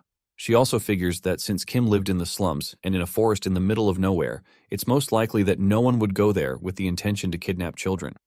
She considers that it was more likely that they tracked the specific location to retrieve Reneza. Suddenly, Kim recalls how Reneza used to be much more polite and well-mannered than the other children and figures that it's connected to this. Panda asks Prodon why the girl was at Kim's school at first, so Prodon explains that his son, Reneza's father, had passed away in a car accident. However, he explains that he didn't believe it was a random accident, so he sent the girl away to a safe location. Apparently, he heard a rumor of a school hidden in the slums, so he took her there himself. He adds that the principal seemed like a good person, and he's pained by the news of his death. He states that he was able to hide Reneza's location perfectly, so the fact that they were able to detect her location shows him that the culprit is W, because only her superpower can do that. Because Reneza felt guilty that everything happened because of her, she had asked Prodon to save the other children, but he had to decline because the other blue bloods were too strong for him to handle. Prodon tells Kim he can call him a coward since it's his fault that the principal died and the other children are in danger, so he offers to take any punishment Kim would wish to give. However, Kim just walks past him toward Reneza and he remembers everything that has happened to them. Suddenly, Reneza starts to cry, and she apologizes to the teacher because these things wouldn't have happened if she weren't at the school. However, Kim cleans her tears and tells her he didn't know she had so much going on in her life. He tells her he knows she must have been so scared, and he wishes he could have done more for her. He hugs her and apologizes to her instead. Later that night, W enters a cathedral and confesses that she's surprised that Van Deel was defeated. She admits that she had a feeling Prodon would betray them, and he won't hold back now, especially since the others are out of the picture. Regardless, she assures the man standing nearby that everything will work out. She says she has seen the future, and with the thing they have, the world will be reborn. In front of them, Taishan is trapped in a blue crystal ball. Sometime later, Hajin asks the old man if he can get a haircut, but the man decides to keep it long. Suddenly, Kim enters with Reneza, and the other kids are glad to see her. Hajin climbs Kim and tells him he's bigger than the principal now, and when they jump on him, he wonders how they're not surprised by his appearance. Hajin explains that Auntie Panda has already explained things to them, and Panda is surprised he called her Auntie. Meanwhile, the old man realizes that Kim is not who he thought. Nearby, Rai tries to get Panda to snap out of it when she collapses after Hajin calls her aunt. Sometime later, Rai thinks about how they've seen great changes in the city after they got to this place. A video of the Crimson prison explosion was released, and people who were imprisoned wrongly escaped and decided to spread the truth to the citizens. Rai also remembers that Detective Aston had said it's almost time and left to go to the broadcasting station, but she doesn't know what he meant by that. Apart from that, those holding Maru finally returned him, and Rai believes Zipper must have handled that. Also, the company Titan Hand was apparently split into two, each half given to one of Van Deel's subordinates. Rai and Ramo eventually decided to return to their hometown, especially since Handsome asked them to come back. As they're about to leave, Rozul enters the house battered, and he asks them why none of them looked for him since they're his friends. The girls are first surprised, so Ramo excitedly asks him if he came back, and Rai tells him that they thought he ran away when he got the chance. Annoyed, Rozul asks them if they know how much he suffered for them. Then he points back at the other kids he rescued for them, who are wearing Lab City uniforms. Surprised, Kim recognizes the kids are Sungun and Baekseon, so he rushes to greet them, but they wonder who on earth he is. Rozul explains that Baekwa suddenly showed up and took down Lucy when he was following her. Then he asked him to follow him to Lab City. Panda recalls that Lab City is Nogle's lab, so she wonders if Baekwa rescued the kids from the slums. She asks him about Nogle, so Rozul says that he ran away. Suddenly, Baekwa calls out to Kim and tells him it's time for him to repay him, and asks for a chance to slap him this once. Suddenly, Kim remembers how Aston tells him he hopes he found his family, and he needs to be careful of his head, so he blocks Baekwa's hand. This annoys Baekwa, so he turns away and tells Kim that they're not even. Kim is confused, so Panda asks him if he knows Baekwa. Still confused, Kim says he only remembers beating him up. Suddenly, Tansai enters and is shocked to find out that Baekwa is alive. As he approaches him, Baekwa grabs his head and playfully tells him he's rude. He asks him why he's with the red mask bastard, and Tansai tries to explain, but it's too late. In a flashback, Baekwa digs himself out of the grave and wonders who on earth the guy he fought with was. He realizes he's in a cemetery and thinks about how pathetic it was for him to be knocked out, even though he let his guard down. His stomach starts to rumble, so he decides to get some food first. A few days after, he's still hungry, and he starts to be in serious pain because he's unable to get food in the slums. When he runs into a guy having a piece of food, he stares at the guy, but the guy quickly eats the food because he's going through a lot since the city's not supporting them anymore. Annoyed, Baekwa calls the guy a stubborn and weak slum bastard, but he refuses to steal his food because he has the pride of a cop. A couple of days after, Baekwa crumbles on the streets, and he wonders if he's going to die of hunger after all his exploits. Considering how he's going to die, he wonders if he should have fought Van Deel to see who's stronger. Suddenly, Soyeon finds him, so he asks her if she has some food. His shout startles her, so she starts to run. He tries to ask her to wait, but she soon trips and falls. When she starts to cry, Baekwa realizes he's wasted the little energy he has. Sometime later, she returns with some food while still crying and drops it in front of him. After he eats the food, Baekwa learns about the school and asks Soyeon about her family. To show him, she draws him a picture of Kim and the others, but Baekwa becomes angry about the red mask bastard and promises to take his life when he meets him. When Soyeon hears that, she starts to cry. So Baekwa asks her if she always cries. He insists that crying doesn't work on him, and she can cry all she wants, but she goes on for 2 hours until he starts to wonder how a single human can have so many tears. When he's eventually worn out, he promises not to fight Kim and pleads with her to stop. Shortly after, she falls asleep, and he wonders what's wrong with her. Eventually, she wakes up and explains everything to him, and Baekwa realizes he's listening to the motives of the guy who kicked his behind. Later, Baekwa takes the principal's clothes and checks out his burial spot. He tells Soyeon that he's keeping the clothes, but promises to repay her for the food and clothes. When he leaves, she sees him off, and Baekwa realizes that he had only thought trashy people lived in the streets. He soon accepts that people are really the same everywhere you go. In another flashback, a strange being sits in his office when he notices someone who he's amused to see that he's still alive. The being sees the principal and confesses that he can't believe that an outsider could walk in here at their own will. He adds that people with superpowers are usually banned from this place. However, the principal tells him to cut the shit because he knows he wanted to see him. The being tells the principal that he's not interested in him but in the thing that he has. The principal tells him to speak directly, so the being asks him if he came to him to make a deal. Meanwhile, in Blue Moon City, people protest against corrupt companies and demand an upright city. In the news, it's reported that a huge fight occurred that day between opposing groups and the Titan Hand. The reporters talk about how the citizens don't know what's going on behind the shadows. Later, Aston shows up on TV and gives a speech about how they must work to rebuild a better city. He tells them that it may take time to do, but it's necessary for them. From this time, he tells the public that they'll start closing in on corporate criminals within the city. To start with, he mentions that they'll start by interrogating every citizen, which surprises the reporters.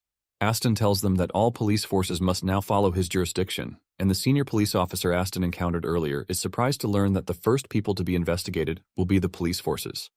The officer reads a text message that was sent to the police force to show the suspects for investigation, and the senior officer's face is first.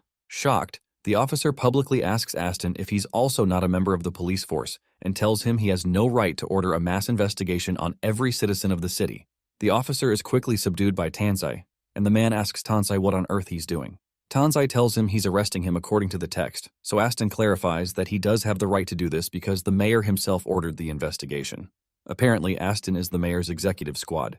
Somewhere else, another officer sees the list of suspects and notices the picture of one of his juniors there. The man looks across the room with suspicion, so the junior starts to sweat bullets and asks his senior if he would really turn in his beloved junior just because of a mere text. Immediately, the senior whips out a rod, calls him a criminal piece of shit, and tells him he never liked him. Meanwhile, some other police officers beat up their mates whose names turned up on the list. Nearby, Baekwa is excited that they're able to beat up these guys lawfully. Somewhere else, Prodon explains to Kim and the others that the police officers are currently busy, so he stages a plan to infiltrate W's weird cult group. When Kim asks about Razul, Panda tells him that he's with Ramo and Rai. Prodon tells them that the cult's name is New Galaxy, but most of the members are average people who don't have special abilities to stop them. The only problem they'd run into is W's ability to see the future, so Prodon tells them she most likely knows they're coming. Regardless, Kim punches the gate wide open because he doesn't care that she can see the future. When they enter, Kim is surprised to see several people bowed to the ground outside. When they enter what looks like a cathedral, Prodon spots Nogel and asks him if this is where he ran to. However, Nogel laughs and explains he wouldn't ditch their beloved city by going far away. Suddenly, W welcomes them and tells them she was waiting for them. She asks if they're here for the child, so Kim asks her where Taishan is. She tells him that Taishan has become an honorable sacrifice, but assures him that the kid isn't dead. She explains that people think her superpower is seeing the future, but that's just a part of it. Apparently, her full ability allows her to take people and transform them into holy objects. With the ability, she can make objects like the one she's holding, which can grant users omnipotent power. Prodon asks her what she plans to do with such a dangerous object, so she tells him that she plans to use it to amplify her power. After that, she plans to seal every single person into objects like this, so they can live happily forever like Taishan. She tells Prodon that there are dangerous monsters beyond the streets, and only 2 people, which include the mayor and someone called Twin Drop, are fighting to protect their city from these monsters. Even though the mayor is strong, she mentions that Twin Drop might reach his limit soon, and the city will be in danger if one of them gets defeated. It annoys Kim to hear that she plans to seal everyone in these objects, so she explains that it's her way of keeping them safe. She adds that the world needs more than a mayor, but a god. She throws the object in the air and invites them to the birth of a new world. Suddenly, W is shot in the head and she falls to the ground. The others are shocked, but Nogel, who had shot her, tells the others that W talks too much. He adds that even with her ability to see the future, she can only detect the final result, and not the process. So, she didn't know the exact way she'd die, but she had only assumed that Nogel was on her side because the others were his enemies. Nogel picks up the divine object and explains that he'll be the one using it. Kim becomes angry, and he remembers how Prodon had said he sent Reneza to a safe place after he suspected that his son's accident wasn't random. He remembers how the mayor committed Prodon to keep the others in check, and how Nogel sent the others to Lucy's place to fight against Kim. He remembers Nogel's Black series, his human experiments, Lucy, Barry, and how he met Nogel at first. So he realizes that everything that has happened so far has been part of his plan. Nogel places the object on his head, and his body transforms into that of a normal man. So he jokingly asks Kim if he was able to figure that out now. Prodon confesses that everything, including the kidnapping of Prodon's granddaughter, was just so he could obtain this object. Apparently, he made use of someone who was an expert at kidnapping children, and it was easy for him to do that because he was a part of the Blue Bloods. He also adds that he could have also made Aug's medications easily without Hyunjong, but he did it because of his plan. He starts to laugh maniacally and eventually admits that Kim's appearing wasn't part of his plan, but he believes it doesn't matter. Nogel creates an energy sphere in his hand and talks about how W used her abilities to create a cult. While he's talking, Prodon jumps towards him with his spear, and Nogel notes that Prodon never wastes time. Meanwhile, Prodon plans to eliminate Nogel before he becomes accustomed to his power. He slashes Nogel, but he's surprised when he simply passes through him. He quickly turns to attack him again, but Nogel blocks the attack with just a simple wave of his hand. Seeing that he blocked it, Prodon freezes him in a mound of ice, but Nogel playfully asks him if this is all. This annoys Prodon, so he moves in to finish Nogel off, but Nogel elevates the rock under his feet and crushes Prodon under it. This shocks Panda, and Nogel asks Prodon how it feels seeing his glorious self fail. He lifts Prodon in the air and starts to violently smash him into the ground while he laughs in excitement. Immediately, the others launch into action to attack Nogul, but Nogul fades away before they can hit him. He soon appears in the air and tells Nogul that he's a blue blood who goes around getting their behinds whooped by people from the streets and accuses him of treachery. When Kim asks him what he plans to do with his power, Nogul tells him that he hates the mayor. Apparently, one of Nogul's experiments once attacked him and ripped out his eyes, nose, and mouth. When the mayor got to the place, he told Nogul that he's disappointed in him and reminds him that he never approved of inhumane experiments like this. He tells Nogul not to heal his injuries as an act of reflection and punishment, and threatens to punish him directly if he does. After that, the mayor relieved him of his position of becoming a blue blood. Nogul insists that his experiment was to help the city, and he wonders why the mayor could say that to him. Kim asks him if he's doing all this because he doesn't like the mayor, and Nogul eventually says he was kidding. He confesses that he really just wants to stand at the height of the human race, which shocks them. Apparently, he had tried once a long time ago, but a man in red showed up and foiled his plan. However, since he now has omnipotent power, Nogul believes it's different. Eventually, he decides to finish them off and sends an energy blast at them to take them out. Immediately, Panda jumps towards the energy sphere to block it. She uses her matter solidification ability to kick it, but the sphere eats up her shoe, and she realizes her ability isn't working on it. So she doesn't get disintegrated. Kim rushes to pull her away, and he throws her out of the way. He lets the sphere disintegrate part of his body, so Nogul appears to commend his hard work. Annoyed, Kim tries to punch him, but soon realizes there's a glass wall between them. Regardless, his punch breaks through the wall, but a portal opens up and he ends up punching himself. Nogul notes that it's odd that Kim was able to break through the wall even though Nogul couldn't. This shocks Nogul, so he admits that our guy is the biggest obstacle in the way of his plan, then decides that he has to be fully eliminated.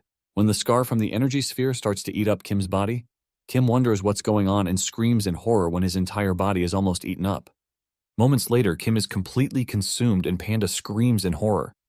Suddenly, Nogul freezes her in place, and he starts to comprehend the power that his object gives him.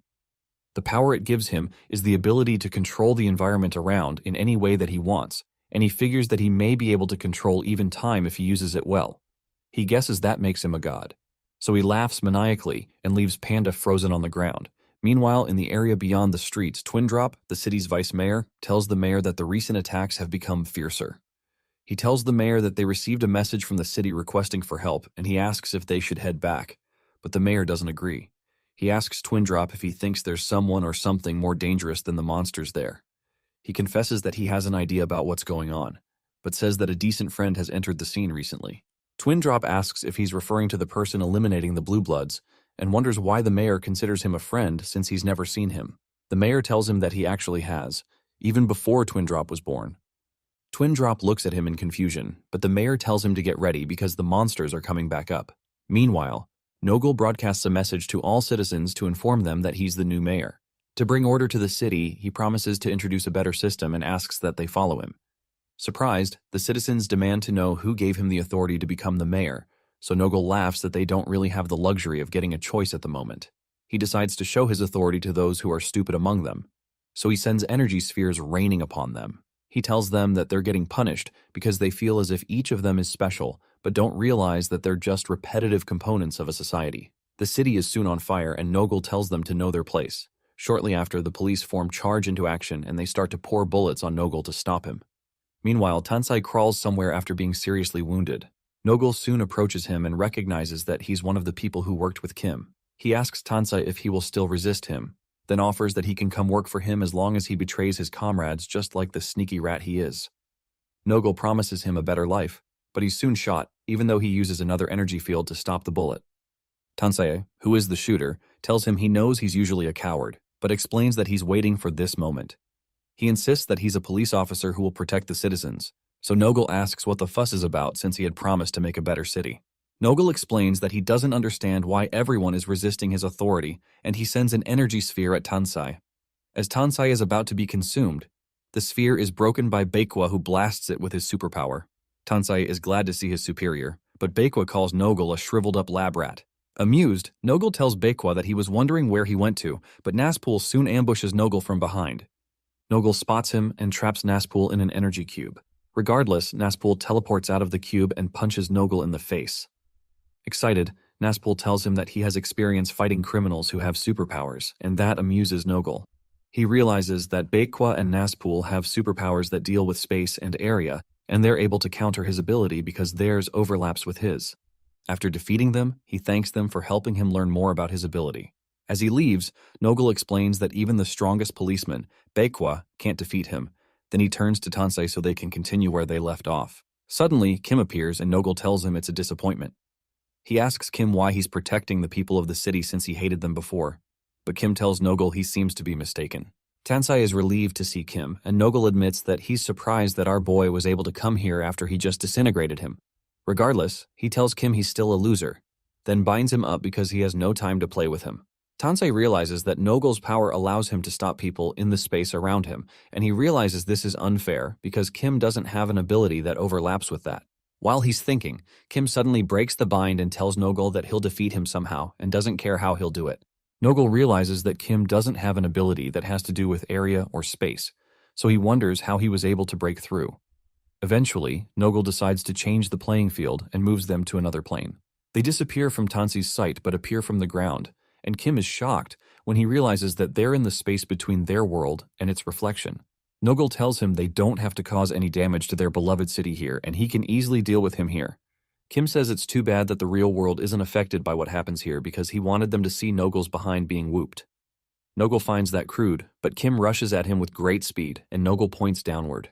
As Kim is about to punch him, a huge rock controlled by Nogel slams into Kim. Many other rocks smashed into the ground, smashing to bits the place that Kim was standing on. After the destruction, Nogel is pleased with his thorough actions because he's certain that he's killed Kim at least 10,000 times. However, Kim rushes out again, and Nogel becomes irritated by how he always resurrects from such things when he believes it's over. Nogel feels like Kim is not just regenerating fast, but it's like he's forcing time to reset every time. Suddenly, he disappears to the real realm before Kim can punch him again, and he thinks deeply about the concept of time. He recalls that there are rare people in every era who can meddle with concepts. For example, there are those who can control fire, and there are those who can create fire.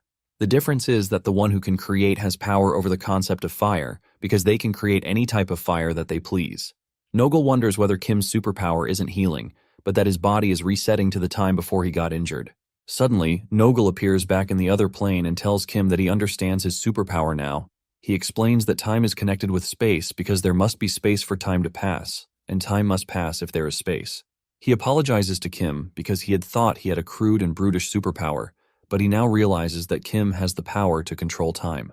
He immediately rains several attacks on Kim to tear him into pieces because there's so much he wants to observe about him. He wonders if there is a connection between time and destructive strength, and if Kim can time travel. He decides that he'll make Kim his lab rat and traps his parts in an energy cube. He traps Kim in multiple layers of time and space, but Kim soon punches him from the side and breaks his upper half into several parts. He warns Nogel not to make him dizzy, but Nogel starts to rearrange his parts and asks Kim if he instantly rewound time to his previous location. He finds his power amazing, but he eventually leaves because he's bored, which confuses Kim.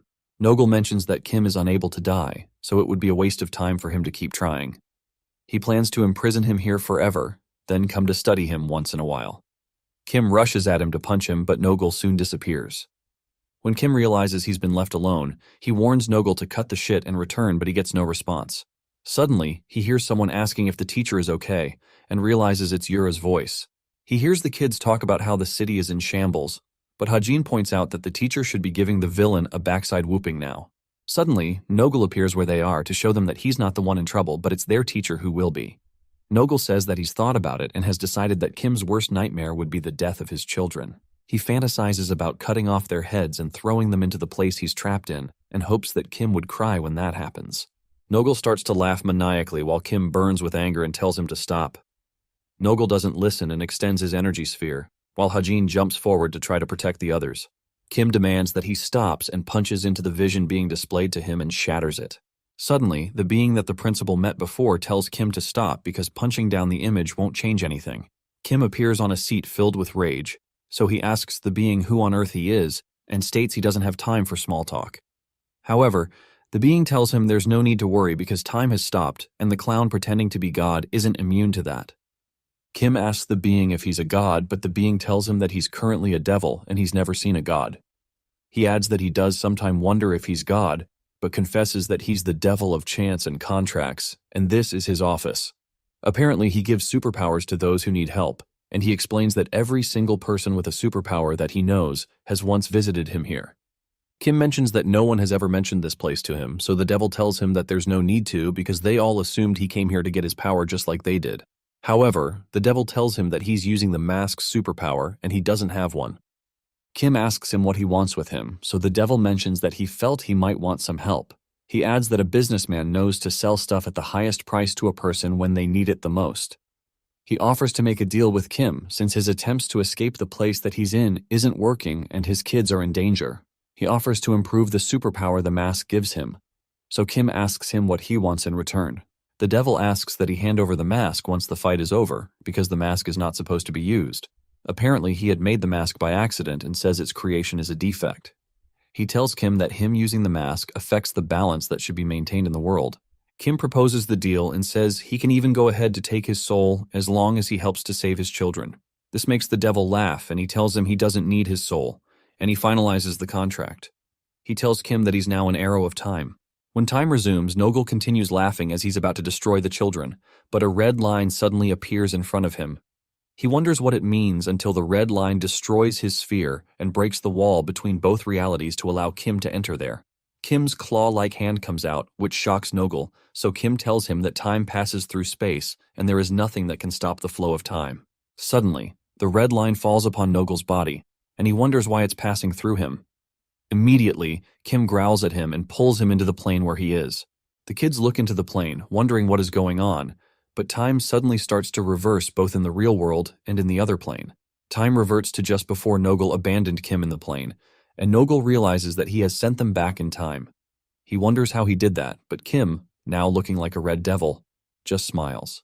Kim tells him that he didn't care when he eliminated the other blue bloods, but says that he would enjoy eliminating him. Kim releases streaks of red lightning at him, but Nogel screams at the boy, saying he's nothing. Neither a mayor nor a citizen. He tells Kim that he's not even a notable person from the streets and insists that nobodies like him can't defeat him. Nogel fills up with rage, while Kim also burns with fury, and their unleashed powers collide in the middle. When the smoke from the collision clears, Nogel is left without arms, and his body is cracked into separate parts by Kim's red lines. The Red Devil soon approaches him and takes out the object from his head, making Nogel scream in horror. As Kim removes it, they teleport between several realms until they end up in space, yet he still manages to take it away. After separating Nogel from the object, Kim releases him into space to fall to his doom and tells Taishin, who's inside the object, that it's time for them to go home. Kim suddenly starts to fall and begins to panic when he realizes he can't use his time powers and can't return. He suddenly realizes that the devil has taken back the mask, just as stated in the contract, and he laughs at how successful the deal turned out to be. With the mask in hand, the devil remarks that this is what it feels like to make a deal with the devil. He asks Kim if he has no regrets since he has achieved what he wanted. Meanwhile, Kim falls toward his death, but tells himself that it doesn't matter as long as they can go home. His body soon ignites from the speed of re-entry into the atmosphere, and many people below look up at the sky, seeing a red line streaking toward the ground. Kim finally crashes into the earth, and his impact creates a massive crater. Inside the crater, Taishin appears nude. 3 years later, the Blue Moon City regains its former vibrance. On a talk show, a man says that the ideology of their new city is to give everyone equal opportunities without discrimination. He argues with another man about the fairness of granting a company named Ice Chamber a monopoly over a company called the Pipelines, but Chamin argues that they're simply doing business, so it's not a monopoly. The man accuses Chamin of being an Ice Chamber underling, and they start a fierce argument while Hurin listens with a smile on his face. Eventually, Hurin tries to calm them down because they're on live TV, but they warn him to stay out of it, even though he's the host of the panel. Meanwhile, Rineza watches their argument with amusement. But Prodon tells her that he can't just hand over the pipelines to anyone. He worries that it could become the second coming of the Blue Bloods if he gives it to the wrong person, especially since humans tend to be greedy. He advises Rineza to learn to always maintain self-control. In the wasteland beyond the streets, Ramo laments that a man is charging her 11,000 yulvs for a liter of gas. She accuses him of inflating the price, but he tells her it's obvious she's an outsider because of her outfit. He asks how she would know the actual price, but Rosul soon warns the man not to lie to his friend, or he might end up becoming her slave if he does. Rosul grabs the man's arm and notices that he has a mechanical prosthetic arm.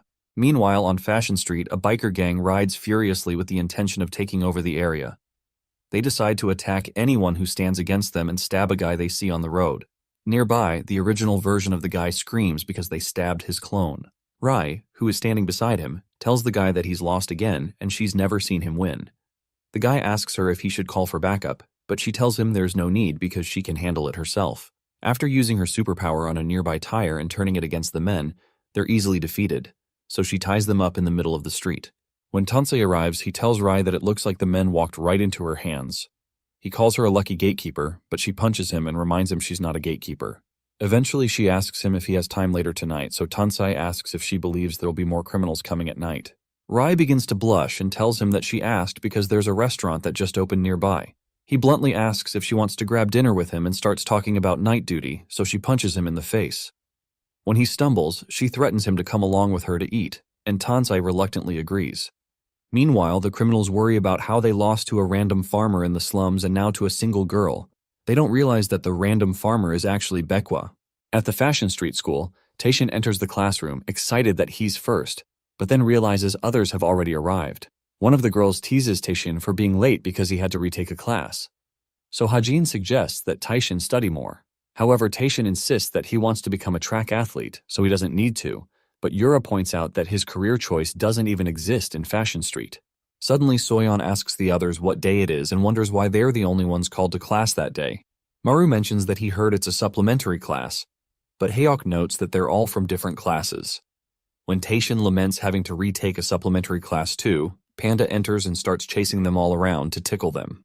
Eventually, when Panda gets to the front of the class, the students wonder why she's teaching a supplementary class since she's a high school teacher. However, she explains that she's only there to introduce a new teacher.